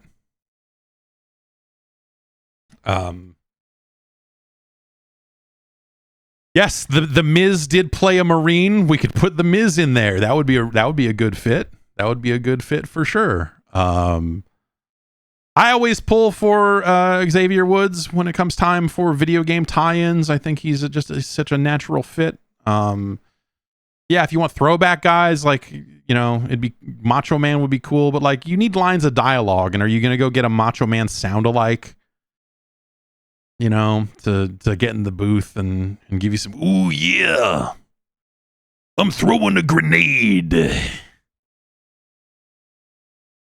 We got to take back the objective. Yeah.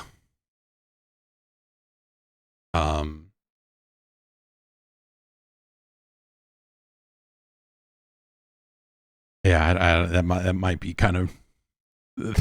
I'm right behind you. Like, God, it's kind of weird.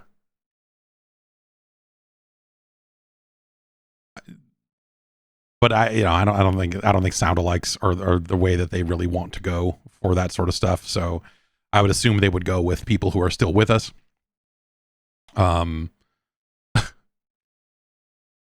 62 it says they should just put Logan Paul in it. Yep. There you go. WWE superstar Logan Paul. There was a thing recently where WWE is going to Japan pretty soon. And the statement they gave is, due to prior commitments, Logan Paul will not be accompanying WWE on the Japan section of the tour. Like, oh, you mean for the part where he basically got fucking banned from the country? Those prior commitments where he priorly committed fucking straight up crimes? The piece of shit. Those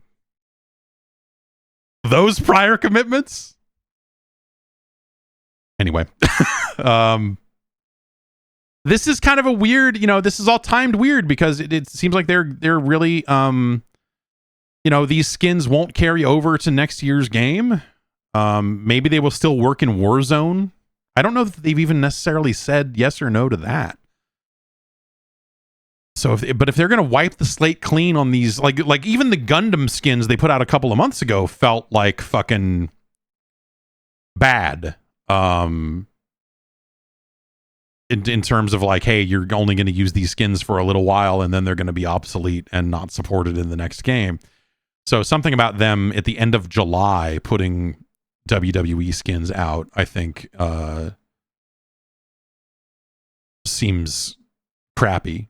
But we'll see. Yeah, maybe they will still work in Warzone. I feel like they haven't come out and said, yes, they do this. I believe they did say, hey, we're looking for, for competitive multiplayer, we're not going to carry the skins forward this time because we want to have a stylistic similarity to what's available, which only means that, by the end of that year, they will be just selling you this shit all over again. Different crossovers and different whatevers, but, but maybe that stuff stays in Warzone because the Warzone stuff tends to linger a lot longer. I might still be able to use Bruce Willis in Warzone. I'm not sure if they obsoleted him or not, but whatever. Anyway, it's a mess.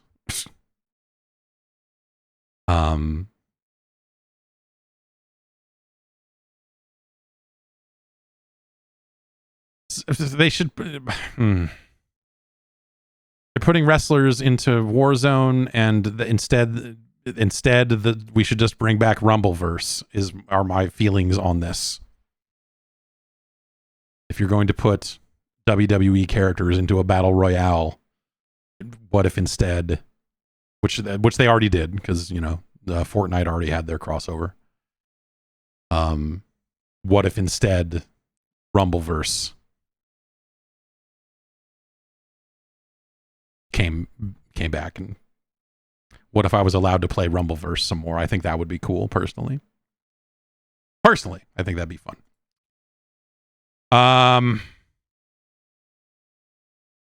That's gonna do it for the news. But yeah, I'm just looking over emails to see if anything just like creeped in over the line here. Before or while the show is going here, but yeah, that's pretty much it. And I was refreshing the feeds here to see if anything, but everyone is so focused on here's the hot deals today, that it's impossible to find any actual news. So, why don't we get into some emails? podcast@guard.bike is the email address.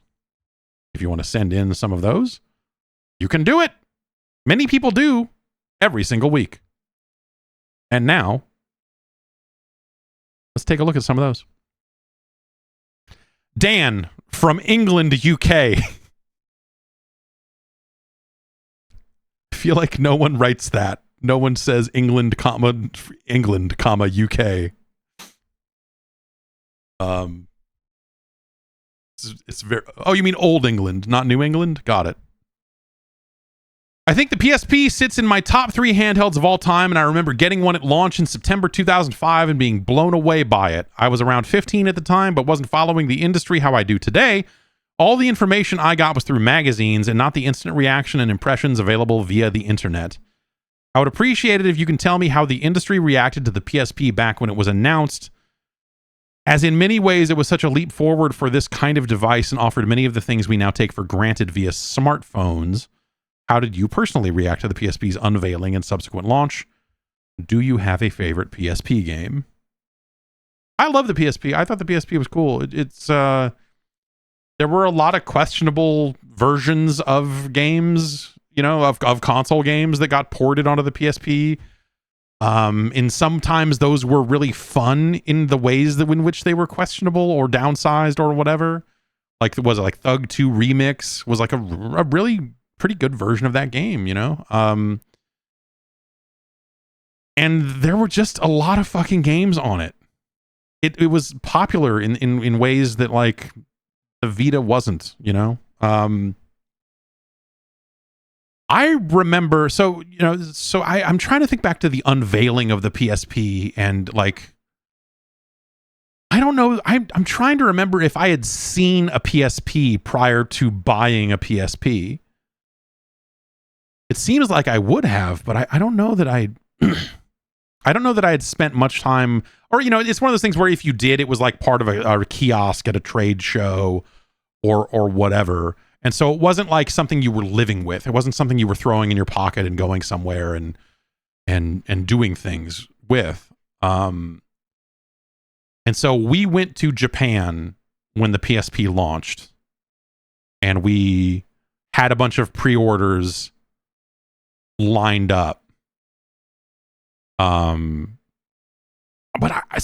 I remember that being the first time I had seen the PSP's screen, really, was when we went to Japan and bought PSPs. So maybe they hadn't done a ton of hands-on stuff with the PSP prior to launch. Or if they did, maybe it was just one of those things where they had an event and I, being in reviews, I did not go to most events. So maybe it was just a situation where I had not seen a PSP yet, but some other folks had. I remember feeling really strongly about the PSP. Like, it was like that it was cool, that it felt good in the hand. Like, it felt solid. Those first PSPs felt like fucking bricks, man. Not crazy heavy, but like they felt full. They felt like they were full of fucking stuff. Sturdy in the hand. And later on, that the later models were not quite the same way. But like the way when you pick up an original Xbox and it's heavy and it feels fucking full and you're like, God damn. But then you go and you pick up an Xbox One, like a launch model Xbox One, and you go like, this feels like over half of this thing is fucking empty in here. What's happening? This feels wrong. But the PSP, the screen was so good on it for the time. And I remember playing Darkstalkers on it and just being like, holy shit. Like, just how crisp this thing looks, and just the way the way those games looked. I was really impressed. The memory stick storage situation sucked, and I don't think people really realized just how bad it was until, you really got into it after 6 months or a year or whatever. And the UMD format is weird. It's cool.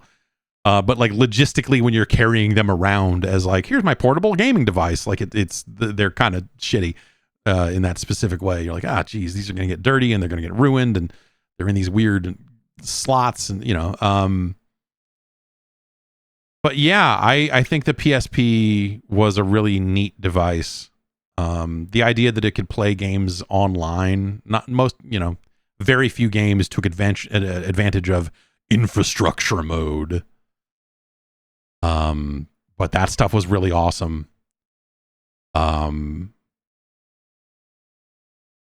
The idea that some of those Metal Gear games, like as you went around, it was like reading Wi-Fi MAC addresses near you and translating those MAC addresses into soldiers that you could download and all this other weird stuff. Like that stuff was really cool. If I was asking if I have a favorite PSP game, it's probably Lumines. I mean, that's the right answer, I think. But like as the PSP went on, I think it just became a little less interesting. At launch in that first year or whatever length of time it was, the PSP felt like a magical little device. And then as more and more games appeared on it, it just felt like a lot of shit games started coming to the PSP. And it just kind of became a dumping ground. The thumbstick situation, like that thumbstick could pop off really easily. And that was a pain in the ass. It only had one of them, so if you wanted to do any kind of first-person shooter, that was always and it only had 2 shoulder buttons, and so it felt kind of limited. As games pushed forward on consoles and control schemes pushed forward, the limitations of the PSP kind of became more notable. But yeah, it was a really cool device. I still have a bunch of PSPs around here. My PSP Go. Once you could start hacking them, that was really neat. And then you didn't have to carry around all the UMDs with you all the time, and that was good. But yeah, it's a really cool device. It always was. And yeah, I don't know. I have weird UMDs. I've got like a review build of like of Tekken. Was it 6 Dark Resurrection? Or was it 5 Dark Resurrection? Anyway, I've got a PSP Tekken that when you first launch it, you have to enter a code to get the build to boot. And so it's like a white sleeve with the code written on the outside of the case, and you have to punch this in to get the build to activate. Like that was their attempt at copy protection. Or, because like games, were leaking all over the place, and once the PSP got hacked, it was really a fucked up situation in a lot of cases. So yeah, it was always kind of weird with some of that stuff, but heck of a platform. I like that first model of PSP, the little slip case that they would go in, and yeah, that's that was a very cool device, and it was really fun to go to Japan and cover it. And we were like, our Japanese correspondent had gotten us like 5 pre-orders for PSPs. And so I was able to get one for myself as a part of that. They weren't all just the office PSPs. But it was the only experience that I ever had being in line to buy a console or to buy hardware in Japan. And so we woke up super early and we had to go down to the fucking Yodobashi camera. Or I think the pre-orders were spread out. So I think like me and a couple other guys were at Yodobashi, and there was like someone at like a big camera somewhere else, and whatever it was, but like we were all kind of spread out picking up our pre-orders. And so is this really cool thing of like, we're waiting in line to pick up these pre-orders. And as you go through the line, all the games are right there. You didn't really pre-order the games. You just kind of pre-order the console or the handheld. You're like, okay, well, I'll take one of all of these. And it was a very slick process in and out, very early in the morning. And yeah, it was a very neat experience being able to go and do that. And then I've said it before, but my big memory of that trip was Ryan McDonald building a cardboard tube that would go between the lens on his big camera, because we had pretty big cameras at that point, and a cardboard tube that he had duct taped to a PSP. and that he had taped this PSP to the end of the cardboard. And so he was laying down with the camera on his stomach and the PSP at the end of it. So he's like kind of holding it as like this so that he could record footage of PSP games so that we could upload it back so that they could play it on the spot or whatever they were going to do with it.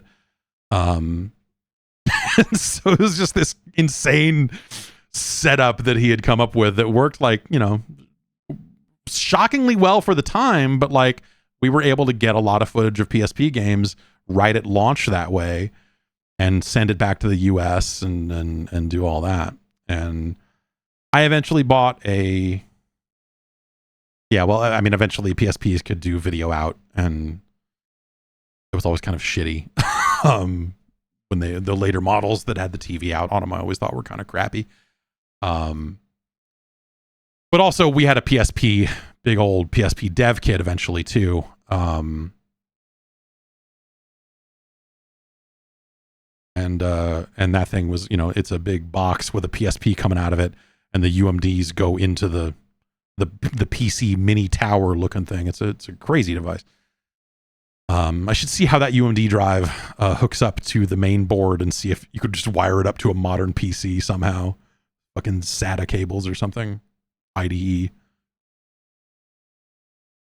How did we get Game Boy footage back in the day? By the time I was involved in any of that, the Game Boy player or the Super Game Boy was out. And so, you know, you would have a SNES hooked up with the Super Game Boy, and you would do it that way. But before that, you had a Wide Boy, which was what Nintendo used to record that footage. We had something like that we had a GBA capture device that was, you know, Wide Boy Advanced or whatever. They used the Wide Boy name on a handful of different capture devices over the years.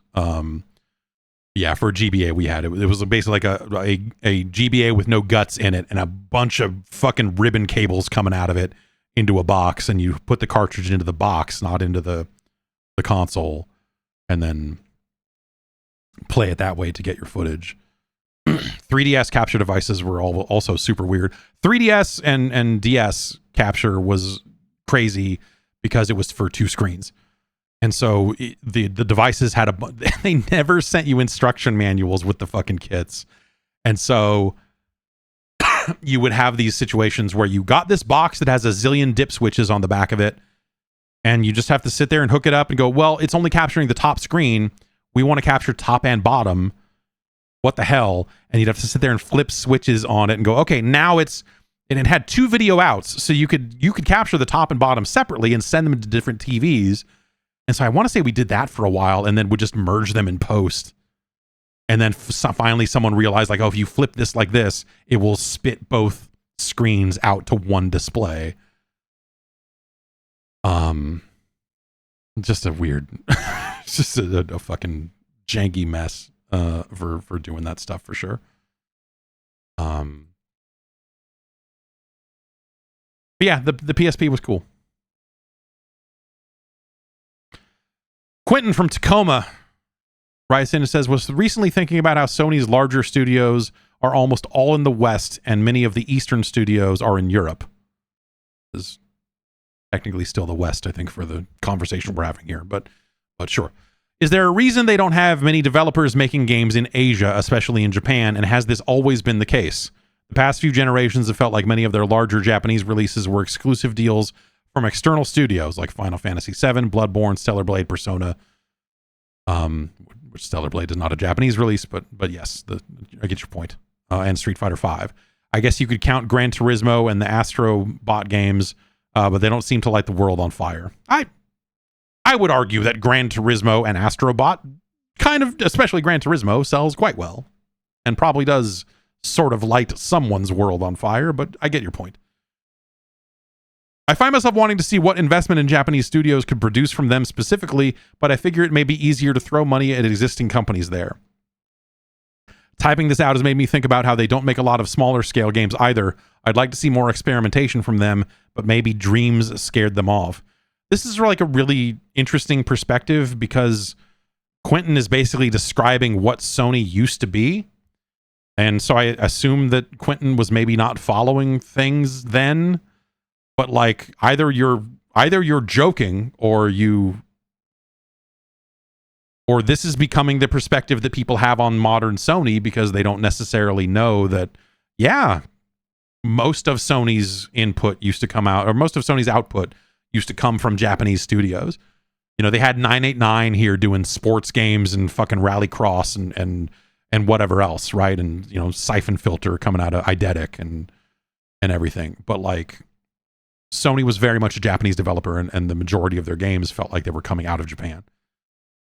But that has definitely changed over the years. That has definitely changed. Obviously, you know. It would be nice to see. I miss that Sony. I miss that Sony a great deal. I think that was a vital time in video games. I think that it felt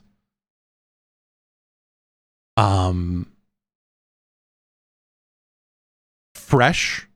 It felt like so many different weird new ideas were coming along, and stuff sometimes was a little risky, or, you know, especially very early Sony, like PlayStation 1 or like year one was awkward, right? I mean, Jumping Flash it's fun to talk about Jumping Flash, but it's like, it's an awkward video game. But that was Sony going, hey, well, we don't have fucking Sonic the Hedgehog or Mario or whatever. I don't know. We got to make shit. I don't know what the fuck you got, man. I don't know. We got a Robot Rabbit. Robot Rabbit, that rolls off the tongue. Great. All right, let's not use any of that. Jumping Flash, we'll call it Rabbit Mon Dieu. You know, Ape Escape being like the first big game with the analog controls always felt amazing, like as a big step forward in like justifying why that controller needs to exist.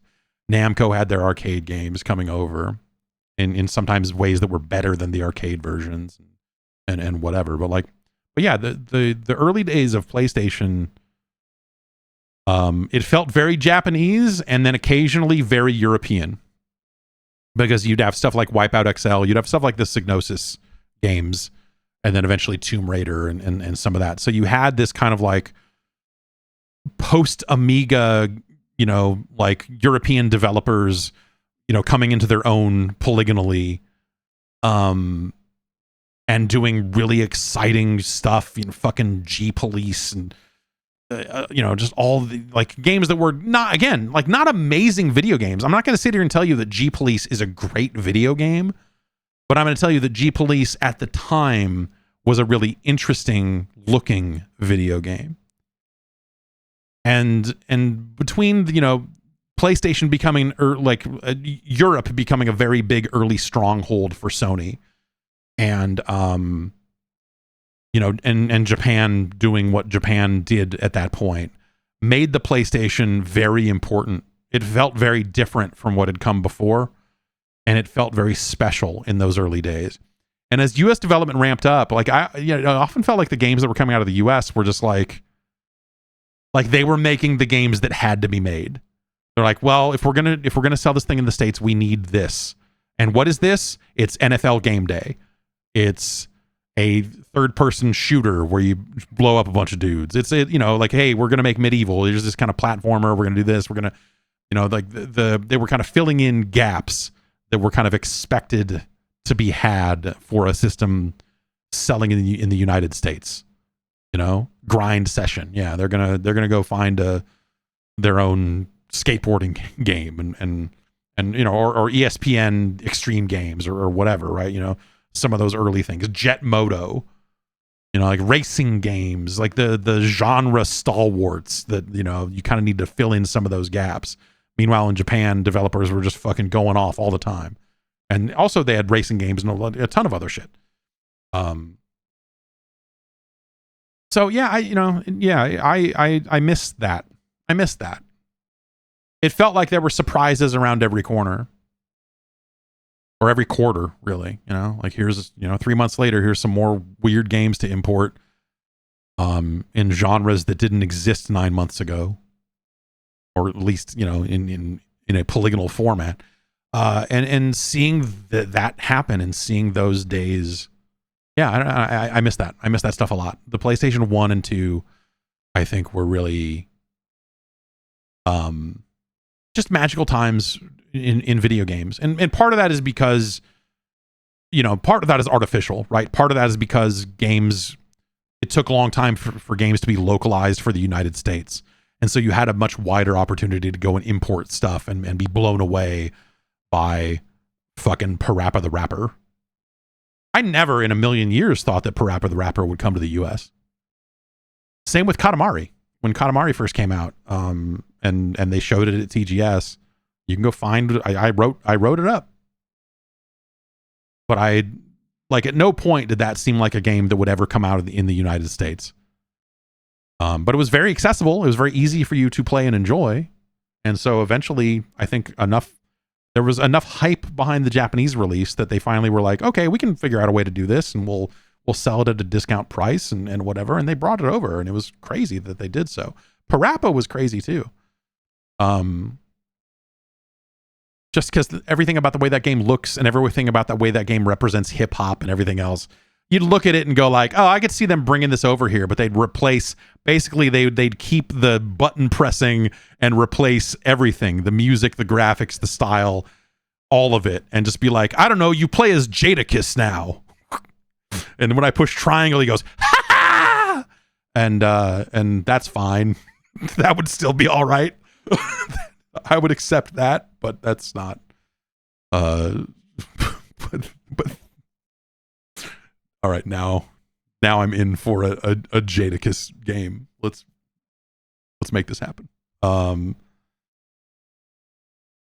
I don't think it's going to go back. I don't think that's, you know, we'll see, you know, I think indie developers and smaller developers will, you know, recapture that feel in bits and pieces over the years, but I think the way the gaming business is these days, it just doesn't make a ton of sense right now for Sony to be doing smaller, more experimental stuff. Like they're in the big movie business. Like it became this big blockbuster driven thing. They're in the Spider-Man business.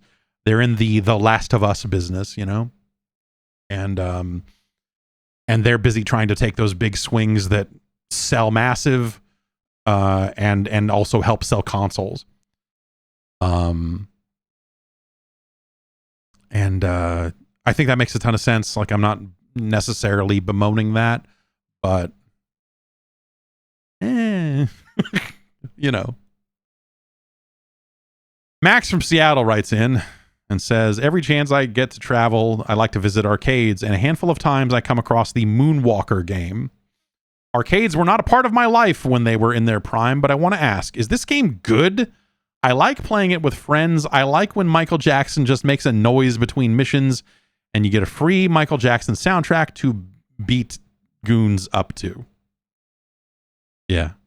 I think I like the Genesis game more. The pure side scroller. The arcade Moonwalker game is like it's a 3-player, 3 Michael Jacksons at the same time game.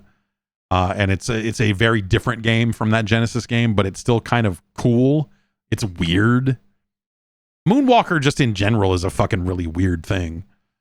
To begin with, like trying to describe like, here's the plot of Moonwalker to someone is like, what? The arcade version of Moonwalker, I believe, just recently became playable on the Mister, which is cool. But that arcade game, I don't know, like every time I encounter it, I think I have a similar feel on it. Every time I encounter it, I go like, yeah, I want to see this fucking crazy thing. And it's crazy. And just like other versions of Moonwalker, yeah, you do turn into a fucking robot at various points in the game. Moonwalker, just again, Moonwalker was a movie. And I don't, it kind of a movie, kind of a long music video. Like it's it's a really weird long form fucking thing, and then they turned concepts from it into a video game, not once but twice. Yes, and Joe Pesci is in it. It's a whole fucking thing. If you can still stomach looking at Michael Jackson things, which I totally understand why you might not be able to, and support you in that, because well, Moonwalker is even fucking crazier because it's like all about these kidnapped children and all this other stuff. They're just like, this is, oh boy.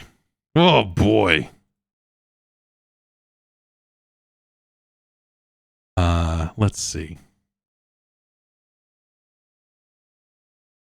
Michael writes in and says, what are your thoughts on people collecting Xbox 360, Wii, and PS3 games? Do you think that any of that generation's games are going to retain their value or become true collector's items? Besides the usual bump in price to Nintendo first-party games, like what about those copies of NBA Elite 11? So, at some point, like, those games will become a little more rare, and rarity will become something of a factor, at least in this kind of medium term. Right? If you look at the NES games that became worth the most money, you had this weird situation where like the mega popular like Super Mario Brothers became like one of the most expensive game because of maybe dubious reasons, but like sealed copies of that started selling for insane amounts of money, as opposed to other games that are far more rare than that game will ever be, but don't have that nostalgia attached to it. And so right now we're kind of in the middle ground where like, yeah, NBA Elite 11, I imagine, is still probably like, I don't know how much copies of NBA Elite 11 are going for these days. Like it was a while there was like, I want to say it was like $1,000 or something. For, I think it was only PS3 copies of it that were out there. But,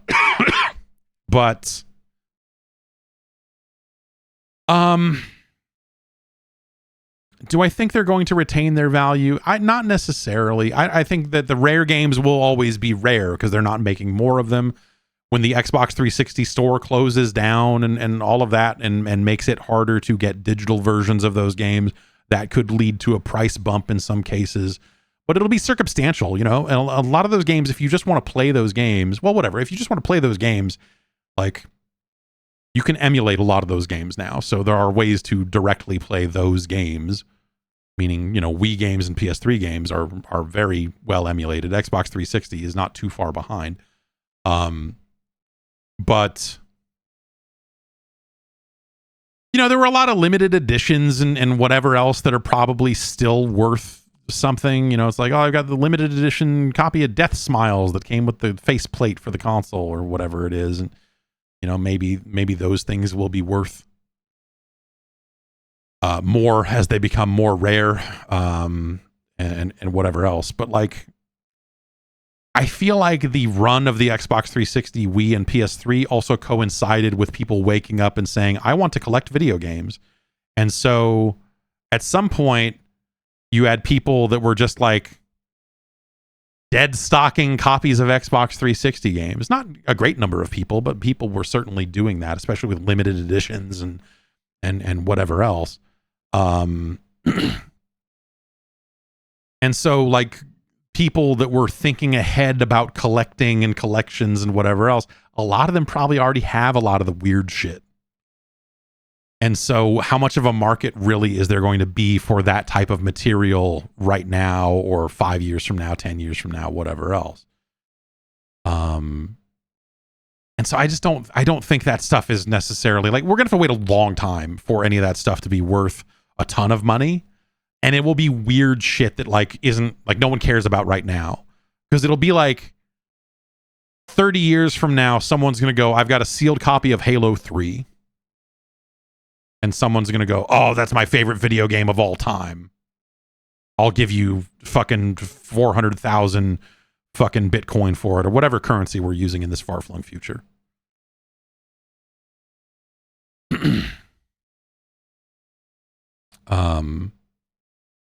Ringgits. I don't know. Malaysian money is going to become the world standard.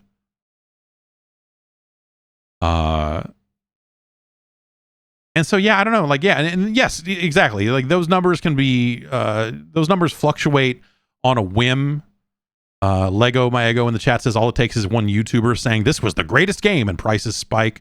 We saw prices spike on 50 Cent Blood in the Sand when it became backwards compatible because they weren't selling digital copies of it. You had to have a physical copy of 50 Cent Blood on the Sand to play it on an Xbox One or an Xbox Series X.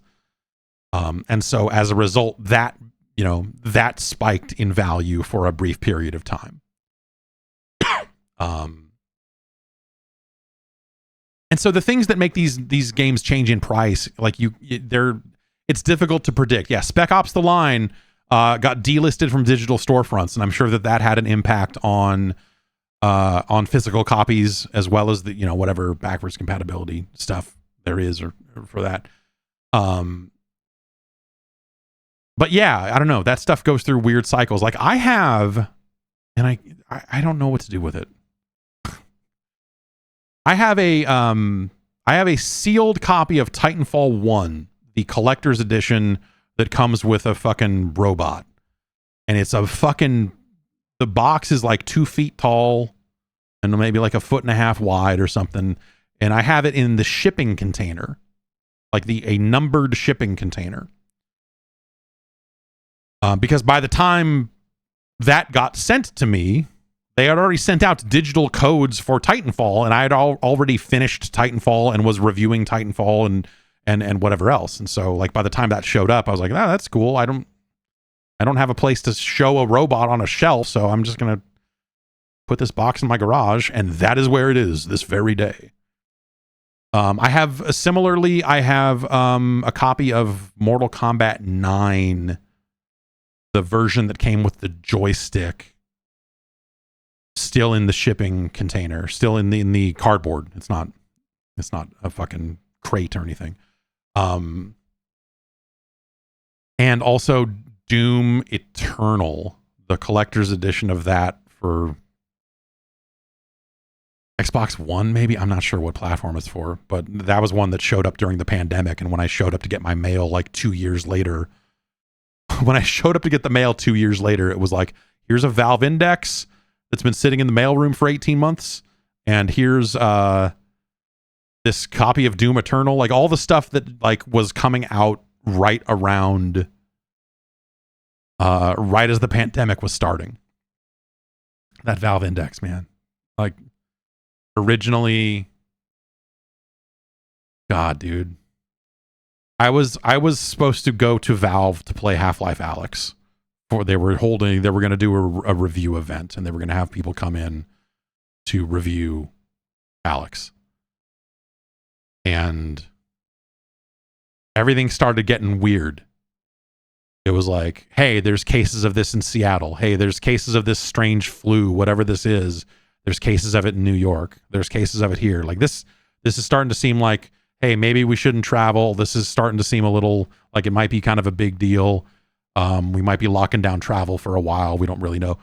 And for the longest time, like that Valve event was still kind of on the books. And so I was just like, I had gotten to a point where I was like, I don't think I'm going to go to this. There's cases of whatever this is in Seattle now. Like, I don't know that I'm going to travel up there for this. I don't think that's the move. And then eventually they canceled the event. Like, I think 2 days after I had made up my mind of like, I don't think I'm going to go to this. I should get a hold of them and say like, hey, is this still happening? And then finally they were like, yeah, no. And then they decided they were going to send indexes out to people to review Alyx that way. But by the time they had did that, our office had completely shut down. And so that thing just sat in a mailroom for forever. And they offered to send me another one at home. And because I was playing it on an Oculus Rift, I guess. And they were like, we can send you another index. And I was like, dude, I don't have, like, I'm at home. I don't have room. Like I'm in the smallest bedroom in this place. There's no way for me to set a fucking index up in here. Thank you. I mean, thank you for the offer, of course, but like, I wouldn't be able to do anything with it. And yeah, it's just God, what a weird, and all of us thought we'd be back in the office like 3 weeks later. Fucking wild.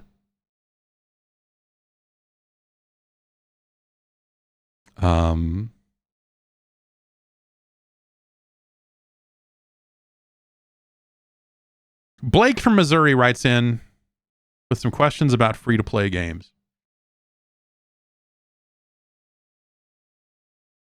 The last episode, specifically the part about free-to-play games of today, got me thinking, if the game developers of the 70s, 80s, and or 90s had a premonition of the monetization schemes of today, do you think game monetization would have evolved any differently? Would there have been Street Fighter or Gauntlet cabinets where you put in a quarter to play plus a penny slot to customize your appearance? Would there have been Donkey Kong or Ms. Pac-Man games that let you pay 50 cents up front to skip the first 5 levels? Would you have been able to override difficulty dip switches by inserting $1 instead of a quarter from the start screen? In short, could the past have been worse if contemporary game CEOs got Terminator 2'd into the past? Or is this era of nickel and or diming a purely contemporary phenomenon? So you should look at Ivan Iron Man Stewart's Super Off-Road and Double Dragon 3. Both of those games, and Gauntlet. I mean, Gauntlet is another prime offender here, I think.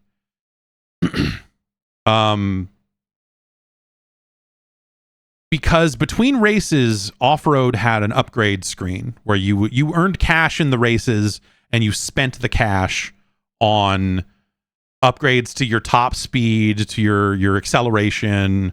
You could buy turbo boost. You had a turbo button. And so you could buy more turbo with the cash you earned in game. If you were out of cash, it would pop up. Zybots is another good example of this. If you were out of cash, you could insert another quarter and turn that into, I believe, $150,000 of in-game cash. Best value. And so you could buy more upgrades for your truck. Now,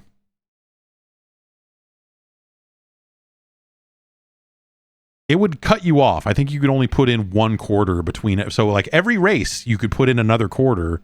I don't think you could just sit there and pump it full of quarters and then just buy all the upgrades out after the first race.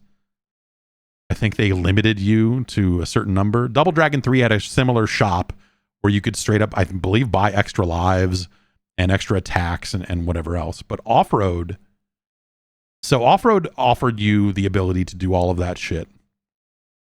Also, in Off-Road, as you upgraded your truck, the AI trucks were also upgraded. So it was this zero-sum game of you would upgrade. And if you're playing against human players, then, they were not rubber banded the same way. But there was always at least one AI truck, the gray truck that represents Ivan Iron Man Stewart himself. And that truck was a fucking asshole. Because that truck would fucking blow you away. That truck would go a little bit faster every time you pushed the nitro button. Every time you pushed the nitro button to get a burst of speed and take first place, that truck just got a little bit faster.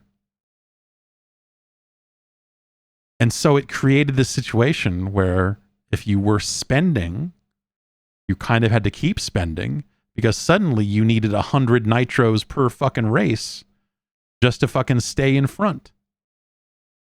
Because the gray truck had become so fucking super powered as a result of your upgrades.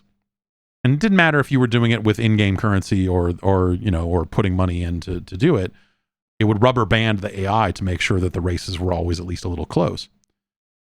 Except for the nitro thing, where eventually you used enough nitro, that truck just fucking took off and it was fucking gone. And you were like, oh, okay, I guess I fucking lose.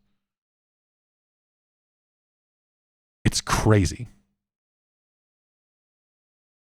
Zybots had a similar situation where there was a shop between levels and you could put in money to have more in-game dollars for the shop. Gauntlet is the most devious video game ever fucking created.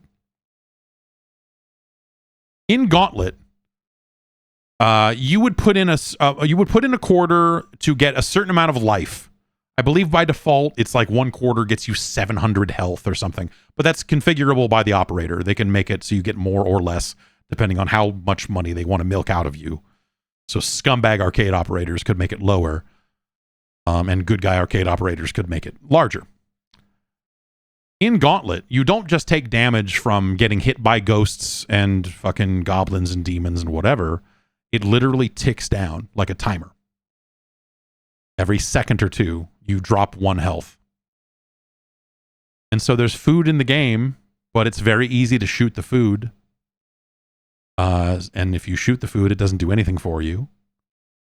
And so you're on this desperate quest to find food because you need food badly. Or you could always just put in another quarter to get 700 more health. It's fucked. It's fucked, dude.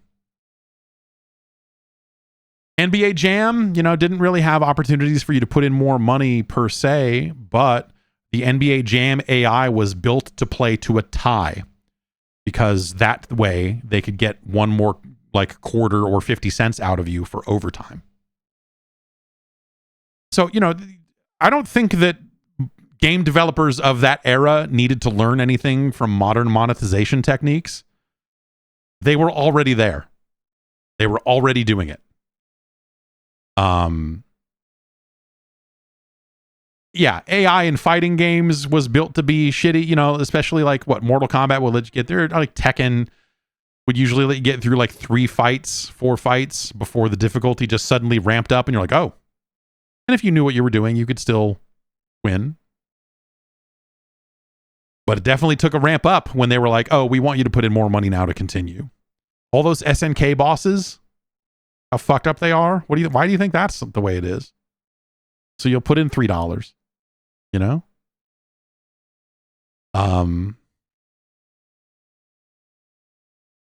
So, you could argue like Gauntlet, I think kind of started it a little bit, but the Konami Turtles games, I think were also really egregious in terms of whether it's like one-hit deaths or some other stuff like that of just like, hey, this boss is going to cost you $3 to beat. Smash TV, a great example. I love Smash TV. And you can get good at Smash TV. Total Carnage is kind of a different story. But those are games designed to you get to the boss fights in those games and they fuck you into the dirt to make sure that you put in more money to keep you pumping fucking quarters into the thing. They want a quarter every 35 seconds or no, it's 3 minutes or whatever. But Akari Warriors was a game in arcades that me and my dad finished, and we would just get $10 in quarters, $20 in quarters. Like, here's 2 rolls of quarters. We're going to sit here. We're going to finish fucking Akari Warriors. And it would take quite like something like that for sure. But a lot of those games that offered unlimited continues and everything else, like, while not as direct of a microtransaction as some of the other stuff we're talking about in terms of literally buying upgrades for your character or vehicle or whatever, like, it's still kind of that. And it's really devious to look back on that stuff now and see those games for what they truly are. Because in a lot of ways, those games were as devious, if not more so, than the entire early era of mobile games and everything else, dark patterns and all that, just like they want you to put money into that arcade machine and keep fucking going. And then some of the games would fuck you over and be like, oh, by the way, you can't continue with the last boss. So, you can only continue a few times here and up. You're out of continues now. And, well, I guess you got to spend another $6 to get back to the final boss and give it another go, huh? Don't you? Because you didn't beat it. Or, whoops, you beat Smash TV, but you didn't get all the keys.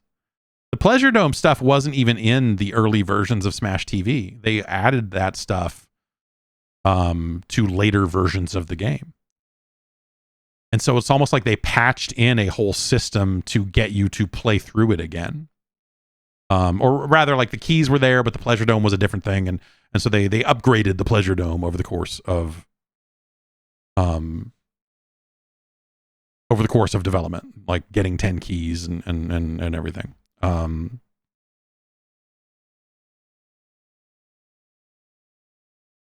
so like there's the way that Mortal Kombat 2 changed all the fatalities to a couple versions in.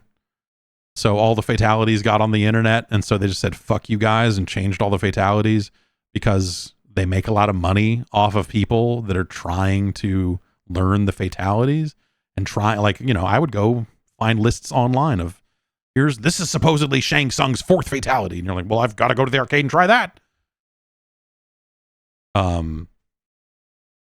Devious these people developing these arcade games.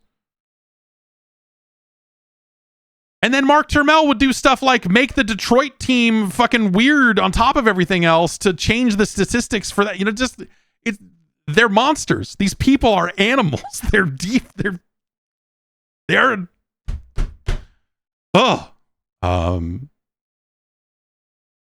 so yeah, I think they wrote the fucking initial document on this thing.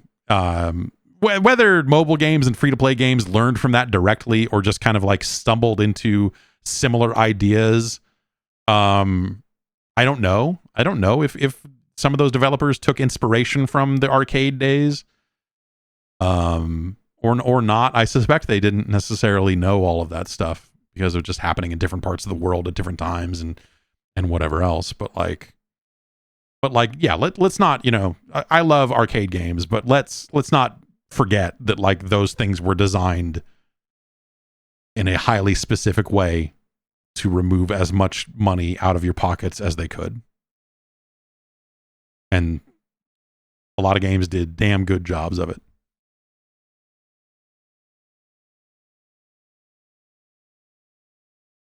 Taylor from Toronto writes in and says, during your recent discussion on the existential debate you've had with yourself over the first Descendant and Freedom. Did you see that the first Descendant, by the way, it's like a 5 on Metacritic. Like the user reviews are kind of like pretty rough on it as well, which was heartening in a weird way.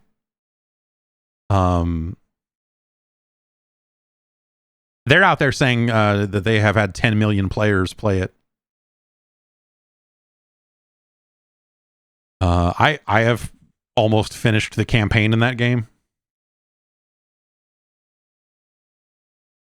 I continue to not recommend people do that.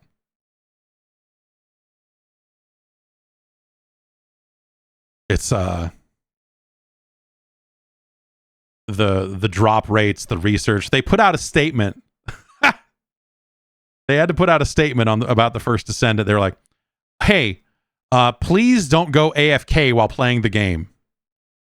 Because what people are doing is they're jumping into missions and then they're just running, and they're setting it up so they can just run around in circles so they don't get kicked.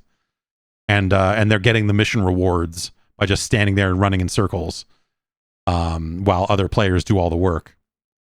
And the players that are doing that are justifying it by saying, well, your grind and the way that you have built these, because they show all the percentages on all the drops, and they're fucked. Like, if you're like, I want to build this gun, it's like, okay, well, you need 4 items that drop from 4 different missions. The drop rate on those missions themselves are a 20% drop rate for an item that then you need to take that item into a different mission and beat a giant boss. And then when you decrypt that item into the item, it's a 38% chance that it'll be the one you want. So you better go get 5 of those items before you even try to do the boss fight over and over again. And so it's like, go grind this mission 6 times in a row, and then go grind this mission 4 times in a row. And then repeat if you don't get the one item that you're looking for. Or you could just buy them. That's where, you know, and people are very quick to say, like someone in chat right now is saying, that's been MMOs for 20 years. Yeah, except you could just go pay them money for the item. You can just go buy it with cash. It's yeah, I don't know. Anyway, Taylor continues on. It reminded me of the first time I encountered free-to-play mechanics. It reminded me of the first time I encountered free-to-play mechanics and the lesson I've tried to hold to ever since. The Simpsons Tapped Out, a mobile game released in 2012, and I downloaded it almost immediately. In it, you run a miniature Springfield where you purchase various landmarks and characters from the show and arrange them as you see fit. The premium currency of the game is donuts. When I first logged in, the niche character Hans Molman was in the shop for 10 donuts. I wanted him for my town. While the game gave me several donuts up front and prodded me to pay actual money for the remainder, I estimated that if I did my daily logins for 3 weeks, I would have the 10 donuts required to purchase him. Upon earning my 10th donut from daily logins, I proceeded to open up the shop and find that Hans Molman was now valued at 15 donuts. I immediately uninstalled the game and never looked back. While the practice of raising prices probably happens incredibly rarely, for me, the social contract was broken. The thought that I could spend time or money only for a company to move the goalposts completely soured me to ever engaging with free-to-play. While I still do engage with it occasionally, in general, I remember Hans Molman as a sobering reminder that companies engaging in free-to-play are not your friends, and you should understand the risks you are accepting anytime you trust them. It may sound silly to feel this way over Hans Molman, but it is my personal line in the sand, and it has served me well over the years. Yeah.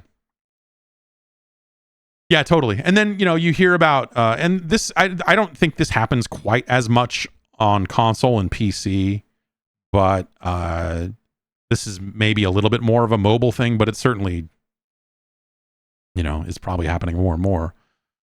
It's the idea that, like, mobile developers can craft content specifically for the player base that they have, where if they know they've got a whale, and you've heard this story multiple times, where it's like, oh, we knew we had a whale that was in the Saudi royal family, or we knew we had a whale that lived in this part of the world, and so they went and they made a bunch of cosmetics that were the team colors, or were like the color of the Saudi flag, and didn't necessarily point out, hey, look at this, it's the colors of the, like, just kind of subtly put these items in the game and then push them to the players that were the whales in their game.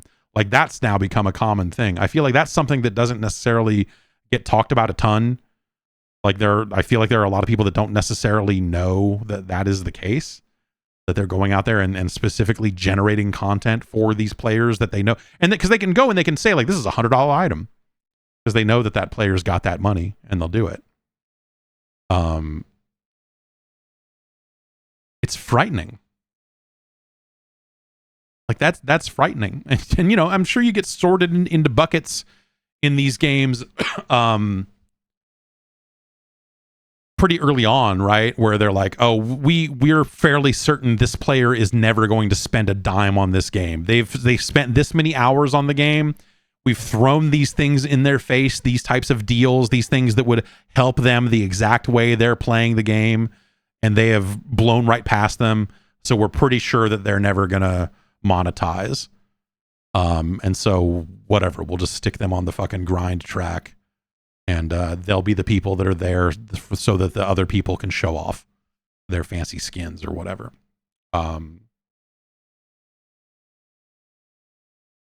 And then I'm sure, I don't know how many different types of, I'm sure there's multiple GDC talks about this topic, and like, creating the different buckets for your different parts of your player base.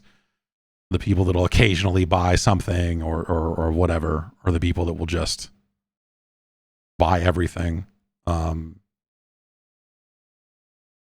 Yeah, it's crazy. I saw some players. So like I said, I've been chipping away at the last Descendant, the first Descendant, a little bit here and there, just fucking around with it. And I've encountered players who have the $100 skin. I've seen a lot of players that have the battle pass. Yeah, Apex is doing a weird thing where like you used to be able to buy the battle pass with existing in-game currency. They're taking that part out and splitting the battle passes in two, which is almost like, are they looking at Street Fighter 6? Because it feels like Street Fighter 6 has these incredibly frequent and short-term battle passes or something. Yeah, Apex made a big change there that people are not thrilled about. But yeah, I just, that stuff's fucking gross. Yeah,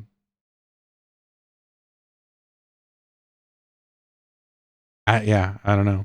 And in my time with that game, I've in my time with the first Descendant, I have found myself looking at the shop a handful of times, but I can't find anything I would want.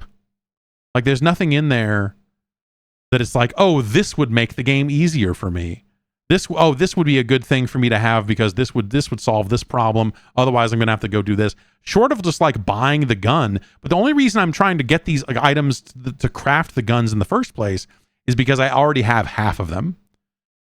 You know, it's like I already have half of the materials I would need to make the gun. I just need those. It's just like a case of like, oh, you only need one more thing, and then you can craft this gun.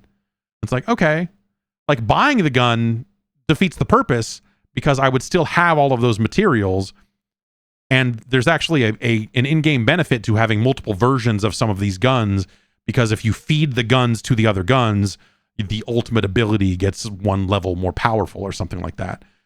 And so unless you're going to go buy the gun 5 fucking times to max that out or whatever, there's still going to be a reason to fucking go run a mission 7 times in a row. And there's nothing you can do to change those drop rates with money. You can't use real money to change that, to go like, oh, if I spend this money. In fact, there are items in that game that are just weird fucking crystal rocks, and you have to take them to a machine to turn them into an item. And that's a drop rate. That's another slot machine that they roll the dice on. And there's always one item in there that's like a 6% drop. There's an item you can use to influence those drop rates. An item that I have not seen one of in my time with the game. You can craft it. I don't think you can buy. You might be able to buy the item. But I originally thought that the item was there so that if you had one of these things, you could pick exactly which drop you wanted. But no. Instead, it just alters the fucking rates. It takes the common items and takes them from like 38% down to like 28%. And it takes the 6% item and raises it up to 12%. So the rare item will still be a lucky fucking drop, even if you jump through all the hoops to get the fucking item that influences the drop rates. It's fucking crazy. I feel like there should almost be an all or nothing with this stuff. Like the places where they suddenly go like, oh, well, we're not gonna just let you buy the item. We'll let you spend money in ways that get you up to, you know, make the drop rates a little bit for this once. And if it's a bad roll, it's a bad roll, and that item's gone. And I guess you better go try to get another one of those items. Or not. Or just fuck with the regular RNG and see how it goes. It's really... It's fucking wild. And they don't do a thing. Yes, the pity rolls where like, oh, if you do X number of rolls and don't get a rare, then you're guaranteed a rare your next whatever. You know, like they don't seem to have any system in place like that. Which I don't think that necessarily is a solution to the problem. But it's just like the depths of this stuff are fascinating to me. And the way this stuff gets modernized, or the way this stuff gets like, honestly, like it's tamed a little bit. Because it's not that full-on mobile shit of like, here's this $100 skin for a specific whale for this. Like they're not crafting the shop quite in that way yet. And so it's more like they've kind of honed in on something that works more for more people, and you know, in some ways that's almost more devious. But it's interesting to watch that stuff kind of continue to develop. And obviously games take different approaches. Like Zenless Zone Zero has plenty of ways to monetize that are filthy in their own way, but it's not quite the same as the the Warframe model, which is pretty much what the first Descendant model is. They had to ban a bunch of players because I guess players were buying stuff and doing chargebacks, and so like they announced, here's our first wave of bans, and it's a bunch of asterisks out email addresses or player names or whatever. Just this table of thousands of names of players they banned. It's just like, ugh. What a fucking... All this is just a fucking pain in the ass. All of this is just a pain in the ass.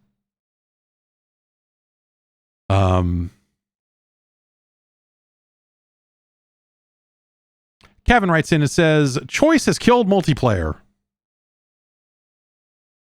Let's read on. As oversaturation of games destroyed multiplayer, the spread of players to games is too thin, meaning decent online multiplayer games are struggling to fill and definitely struggling to maintain a high presence in their lobbies. Imagine if online multiplayer was a thing when people did not have so much choice. Think Street Fighter 2, Mortal Kombat, Road Rash, NBA Jam. This was a time when games cost 60 English pounds, which given inflation is over 200 pounds of today money. If you bought a game, you stuck with it and played that game to death. Those lobbies would have been packed for a good 6 months, I feel. Are there too many goddamn games these days? So, yes and no, right? I mean,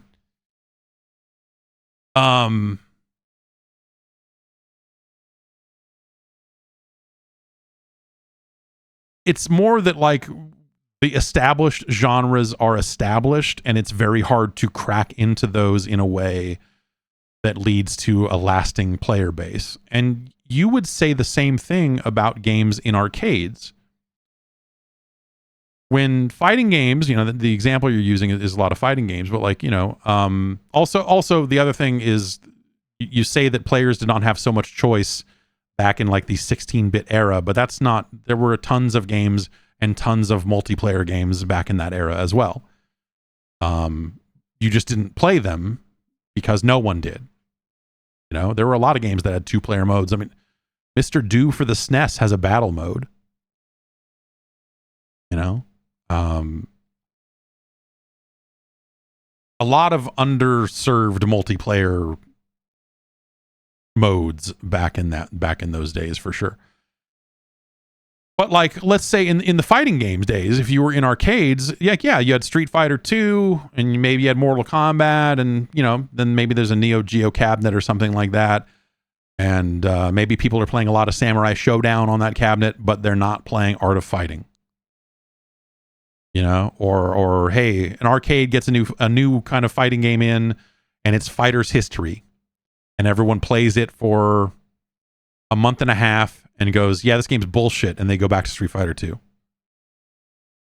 In those situations, the arcade operator can just take the game out of the arcade and they can put it somewhere else, maybe someplace that doesn't have a Street Fighter cabinet right next to it, and maybe it'll do better there, in some laundromat somewhere.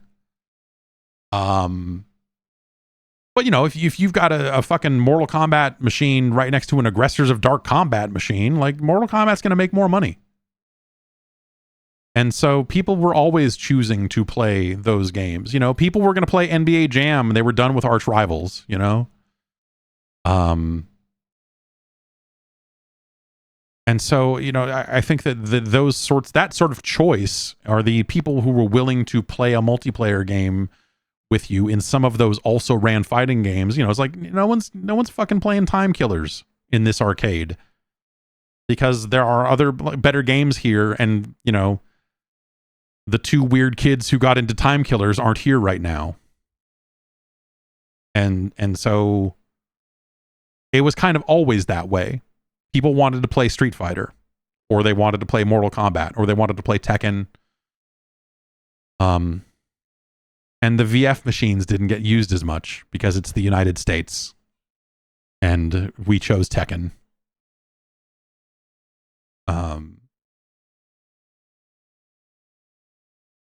Yeah, Primal Rage. Not a huge line of people waiting to play Primal Rage. You know what I mean? And so I think that that's something that happened even in a situation where you know, like that was a great situation because matchmaking was as simple as looking over and going, oh shit, someone's playing that weird game I want to play. Now's a good time for me to go over and ruin his day and say, hey, can I play? He's like, yeah, I guess so. I guess we can play Street Fighter, the movie, the game together. And then you beat him and he walks away and then you're stuck playing single player. Like, ah, shit. Well, that was fun once. And that's that, you know? So I don't know. I don't think that that's a change is my point. I think that there are games out there that, you know, were also rans in every genre that didn't necessarily attract lasting fan bases. And some of those were multiplayer games, like fighting games, like your multiplayer sports games, like the big widespread beat 'em ups and stuff like that. Like,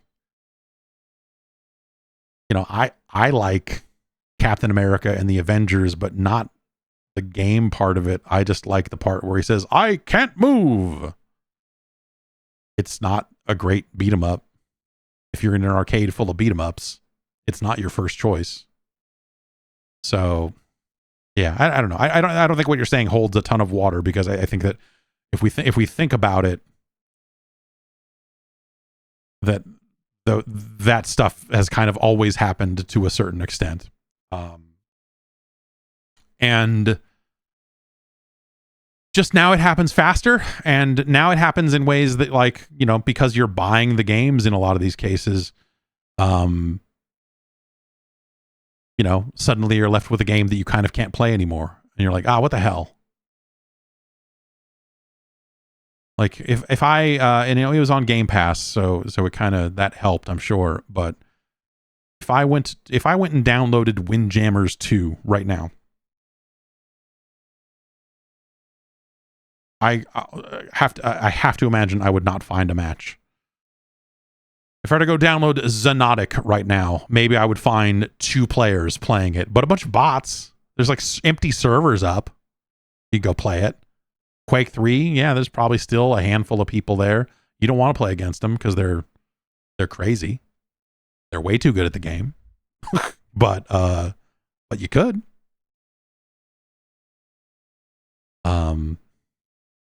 You know, and communities help with that, right? Like if you're just like, hey, we're gonna have a game night and we're gonna all play fucking Unreal Tournament 2003. You could do it. That's cool. But yeah, you know, it's a little rough. It's a little rough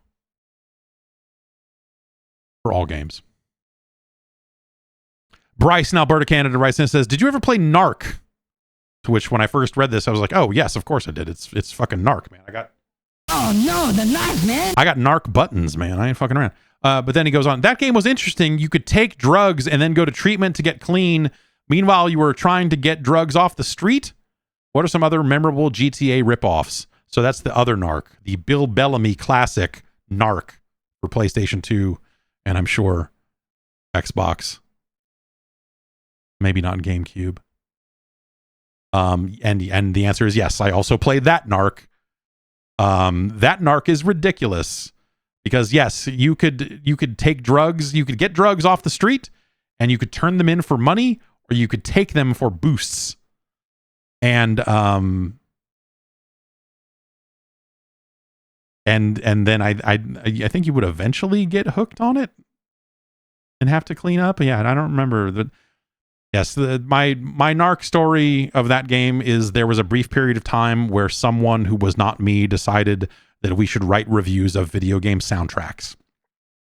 And this was something that did not come from the editorial department. It was something that was like, we think there's money to be made in this, or, you know, it was like, the N-Gage wants to sponsor a bunch of soundtrack reviews, or, you know, just something stupid like that. And suddenly I found myself with a budget to buy import soundtracks, which was sick, because I just imported a bunch of fucking Capcom soundtracks and DDR soundtracks and kept them, which was great for me. But I had to write about them first in some cases, which, you know, but I found myself like writing a review of the Narc soundtrack, which maybe they were the sponsor. I wonder if it's because they were trying to make a big deal out of their soundtrack for the PS2 Narc game, because they went and licensed a bunch of music that was about drugs. and it had That Smell by Lynyrd Skynyrd on it. I remember that. But I don't think it was I don't remember it being a great collection of licensed songs about drugs.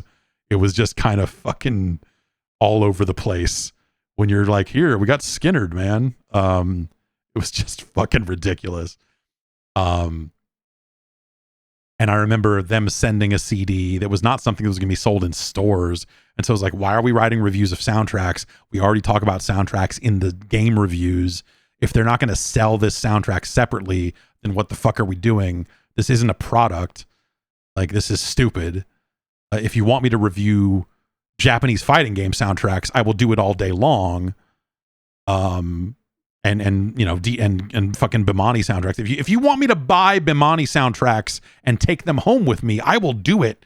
Fucking 8 goddamn days a week, man. But boy, this is stupid. And so that didn't last very long at all. But I do still have all those soundtracks. I have the like Atari Games put out, and it was in Japan, but it was like a 2-disc soundtrack for like, they're like System 1 games for like you know, Super Sprint or whatever, and on like that era of 80s arcade game Atari games, like Peter Pack-Rat and fucking Indiana Jones. Indiana Jones probably wasn't on there because that was licensed from the movie or whatever, but like just a weird, and a bunch of sound effects. I love it when video game soundtracks have a sound effects collection on them. I remember I got my hands on the Street Fighter 2 soundtrack back in the 90s, like the Alpha Lyra 2 CD collection. It was like Street Fighter 2 and Cheeky Cheeky Boys and maybe UN Squadron, or I guess Area 88, because it was a Japanese soundtrack. But like, it was cool as hell having the Street Fighter 2 soundtrack on a CD, and then it had all the sound effects from the game on there too, including the announcer. And I was like, I'm going to sample these into rap songs. And then I never did. But I bought that was the era. So when I was reviewing soundtracks, that was the era when the Street Fighter soundtrack with like everyone's tribute fan remixes of the Street Fighter music was on them. So like the Daytona guy writing lyrics for Ryu's theme and then singing it. Which is an amazing pickup. You should really go find that. What is it called? I think it's called Street Fighter Tribute. But let me see if I can look it up here.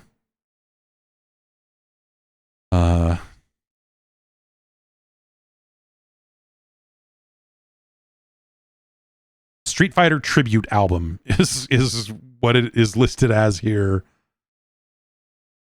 And it's got a bunch of Japanese musicians, game composers. I believe they are all game composers. Looking at this list here, doing their cover versions, their tributes to the Street Fighter soundtrack. And it's the Daytona guy with his Daytona guy voice singing fucking Ryu's theme, and he's written lyrics for it, and it's fucking awesome. It's so good. Rest of it, you know, it's fine. But yeah, I don't know. That's my memory of the PS2 Narc game, is all of the soundtracks and everything else. Last email here. I forgot that this was coming out, but I guess it's out for this like 3 days early, whatever. What's it called? It's called it's the Street Fighter Tribute album. Is what I have in here. Is the full name of the release. That is what it says on the cover, even.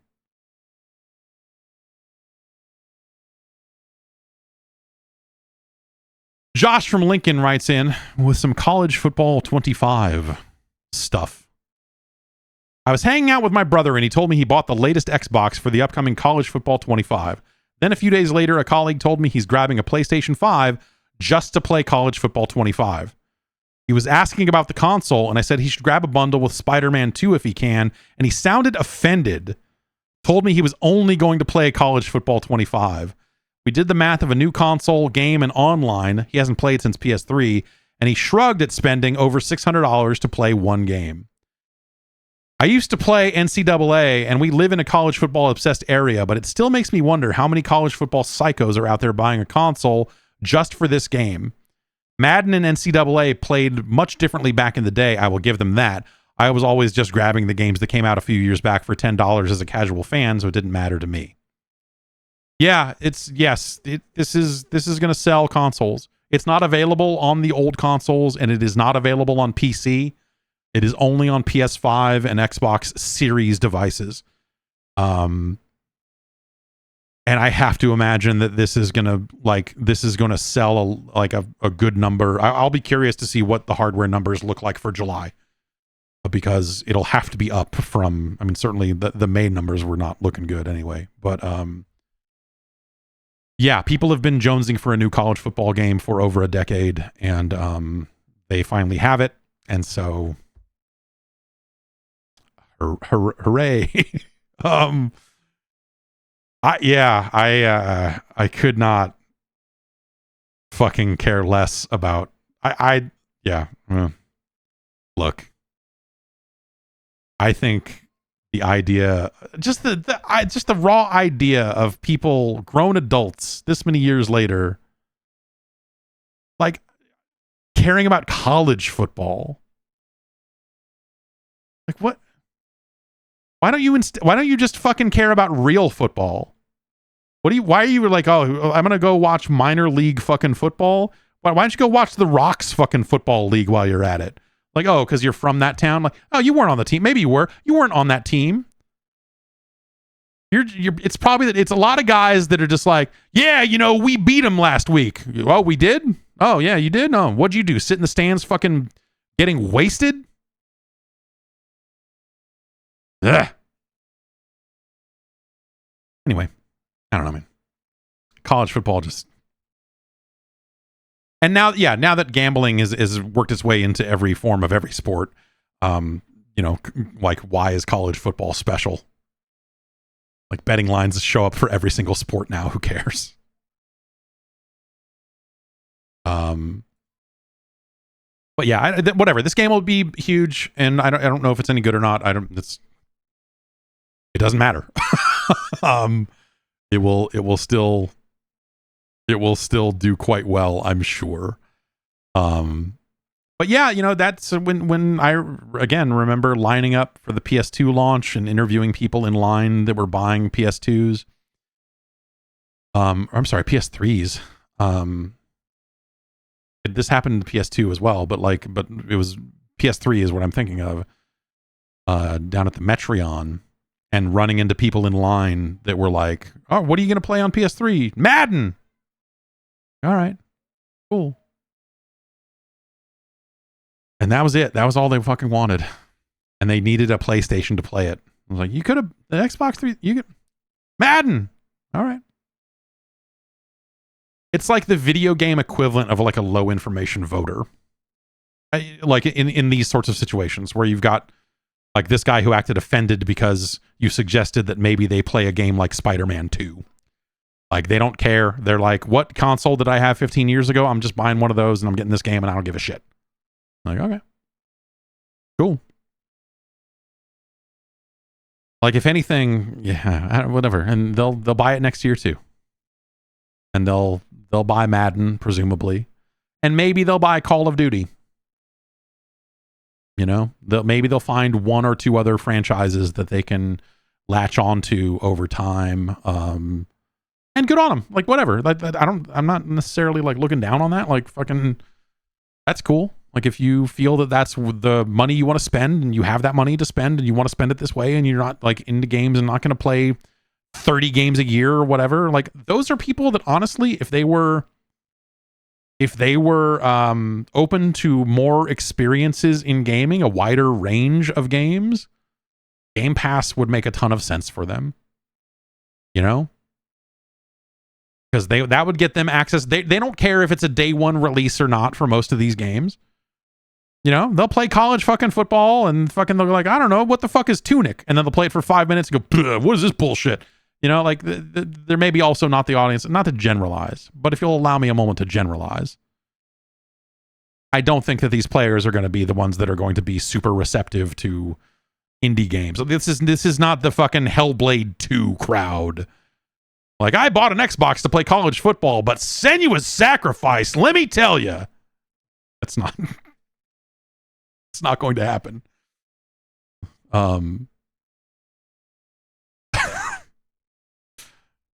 So sure.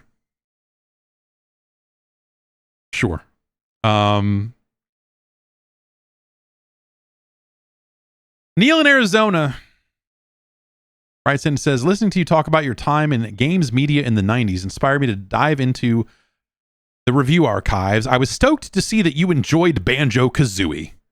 Do you have any memories that stick out about playing it and reviewing it at launch? It was my first video game, so it holds a special place in my heart, but I understand if it's lost some of its shine for you since 1998. I remember liking Banjo-Kazooie. I remember thinking, hey, it's cool that they made another Mario 64, but they came up with a bunch of different moves. You know? And that's what I liked about it. Eventually, yeah, the collectathon stuff that people level at it these days, I get it. Like that stuff, you know, there was a bit much. Banjo-Tooie is worse.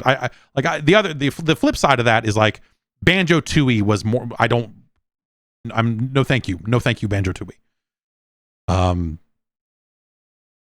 But Banjo-Kazooie was a good ass game in its day.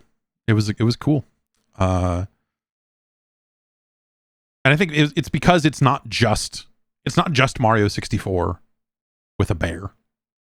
You know, it's like I said, they came up with a lot of their own ideas for combat and for mobility and some of the different things you can do because you've got a bird in your backpack and all of that. And so they crafted something that feels familiar, but they made it its own. And so in a lot of ways, it's like the sequel to Mario 64 that we never really got. And by the time we got it, you didn't want it. They put a fucking water pack on it. God damn it.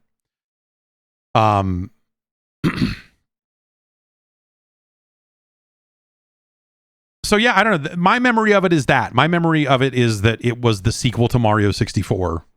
You know, it was the much like Perfect Dark was the sequel to GoldenEye for all intents and purposes. This was the sequel to Mario 64, and it was a hell of a game.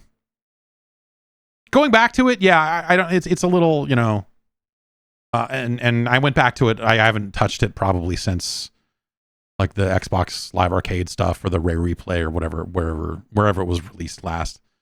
But that was also the last one of those that I would say I liked. Banjo-Tooie came out, and I was like, whatever, man. And I think Donkey Kong 64 actually kind of sucks. Like it's egregious.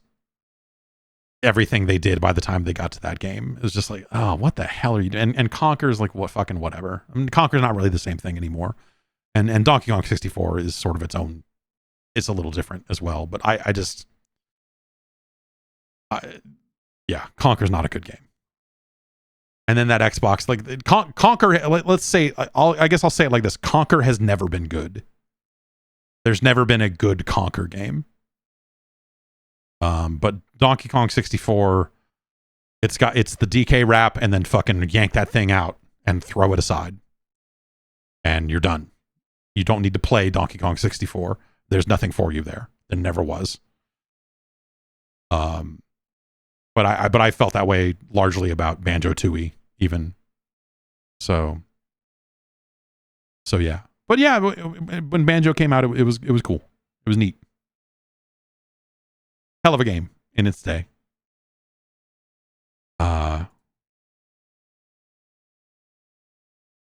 Let's see here.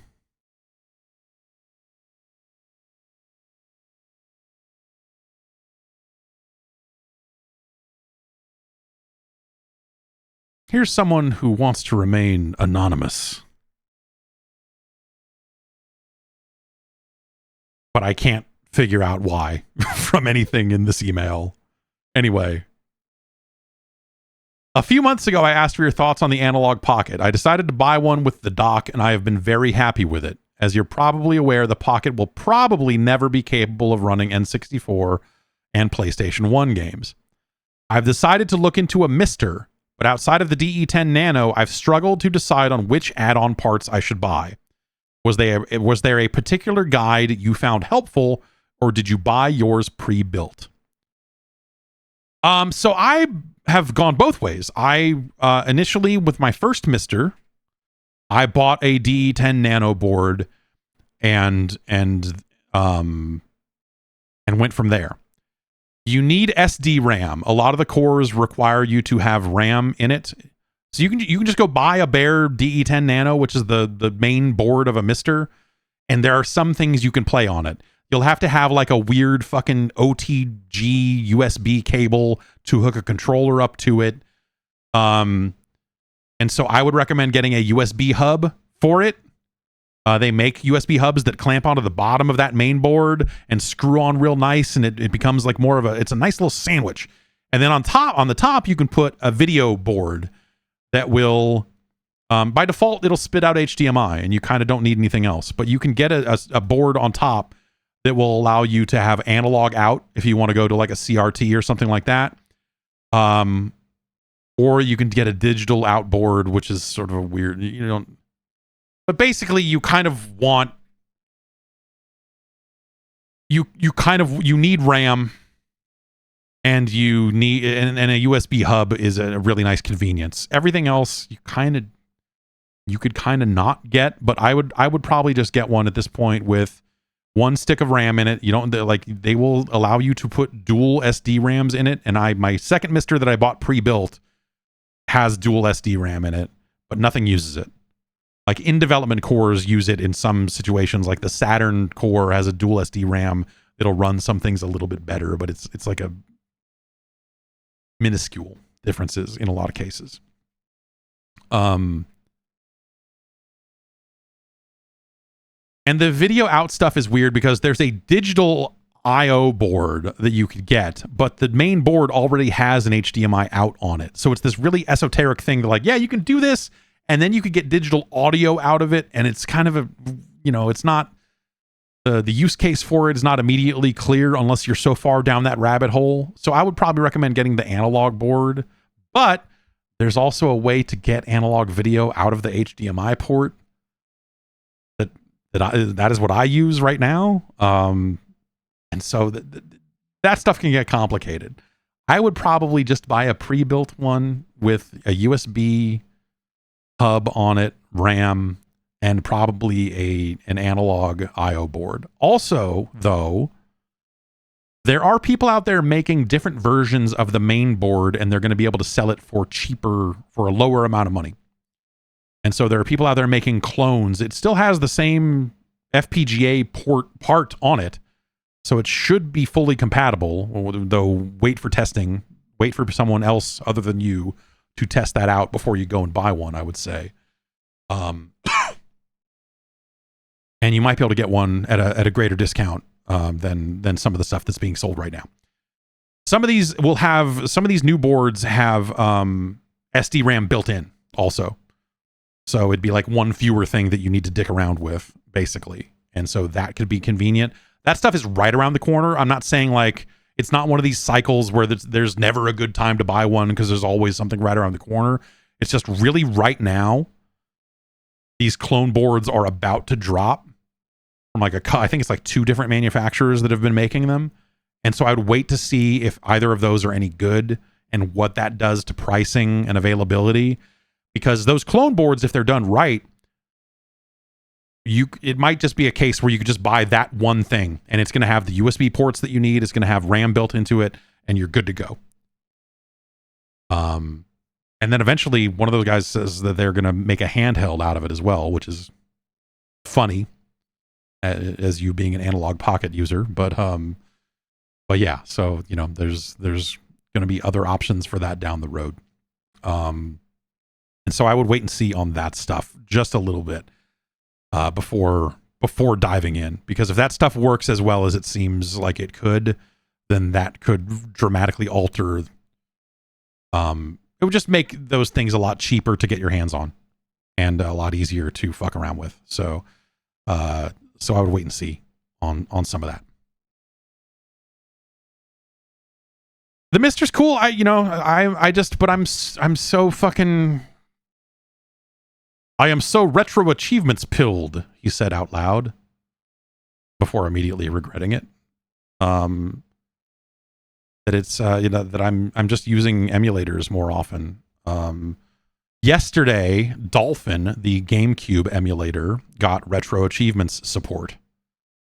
And so now there are like 100 GameCube games that have retro achievements, including such smash hits as Rogue Ops and Billy Hatcher and PN03. Yeah. But also, F-Zero GX has like a zillion fucking achievements in it.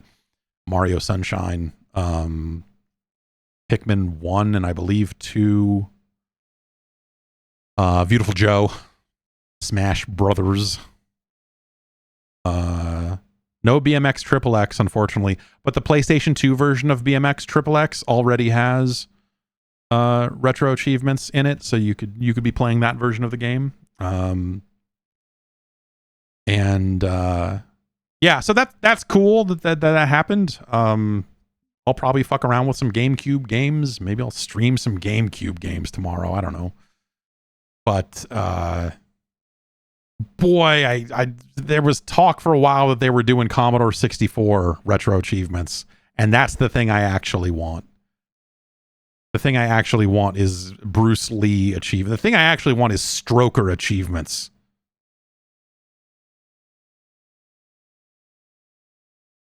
Yeah.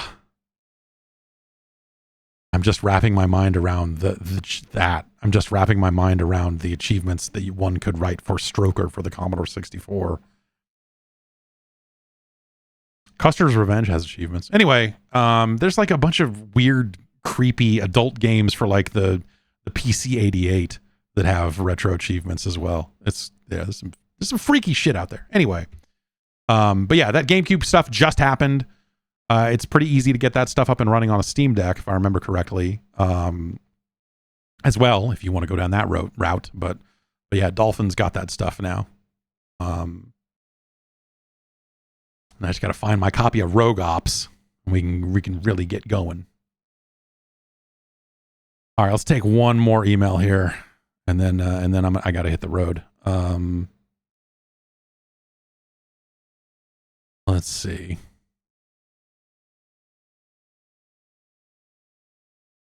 Michael Redson says, listening to last week's podcast, and this is probably from 2 weeks back, the topic of toxic players and how to punish their behavior and what they say to other people in games like Valorant or League of Legends or Call of Duty came up. League of Legends actually had something of a decent system years ago to deal with problem players by actually putting reported players up to a vote by anonymous users on the website. You could see the chat logs and what reason the player was reported. To incentivize players to participate anytime the decision was what you voted for, you got in-game currency. Do you think a user-based system to help look into these toxicity issues would help? Maybe have the game record audio of players to use for non-chat log type games. I'm going to guess that taking chat logs, voice chat logs especially, and allowing anyone to have access to them through this service creates a lot of weird privacy stuff.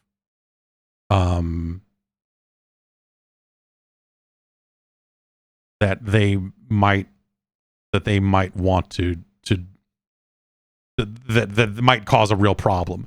And you have more and more games now that are saying, like, when you get into Call of Duty, it straight up says, hey, we're recording your voice chat for moderation purposes. Like they've started, you're starting to see messages like that show up in more games because now they're able to, use speech to text, or, like they're able to figure out the speech and figure out what is being said and try to contextualize it and try to figure out if it's something that's actionable or not. But yeah, a lot of multiplayer games now are recording voice. Yeah, Overwatch, I think they said they were going to start doing it.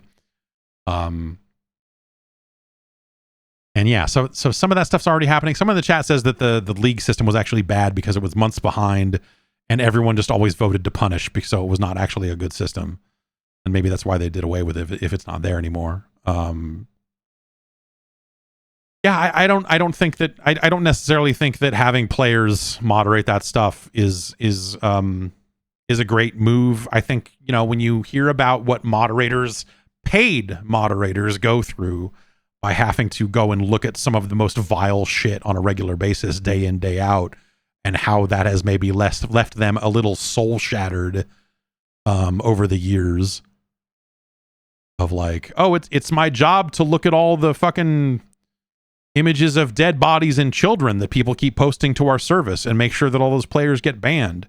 Whoops, I spent 3 years looking at nothing but dead bodies and naked kids and calling the cops about it, and now I am a worse person for it. Yeah, you know, it's a fucking bad situation. Those people should be well compensated. So offloading that stuff to people for, you know, effectively free, or a stipend of like, oh, here's some in-game currency, I don't think that's great. Not that League of Legends voice chat is going to have that stuff in it specifically, but I think community management is a role that is not taken as seriously as it needs to be, and the people involved in it probably need more help than they're getting, and they need more resources at their disposal to decompress. And you hear about this from people that are, you know, the people are like Facebook moderators and that sort of stuff, and just the level of fucking shit that they see. I mean, I moderated message boards for years at video game websites. Even if I wasn't the lead moderator, I still had access to that stuff and could still see the mod queue and all of the shit that fucking happened. And yeah, I've seen a lot of fucking bad shit over the fucking years. Yeah. It's not great. Anyway, that's going to do it for the show. Thanks everybody for hanging out live, or if you're listening not live, which most of you are. Hi. What's it like in the future? What are you doing? What are you wearing?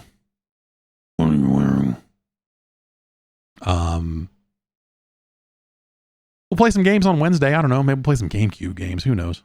And then Friday we'll rank some 8-bit and Nintendo games.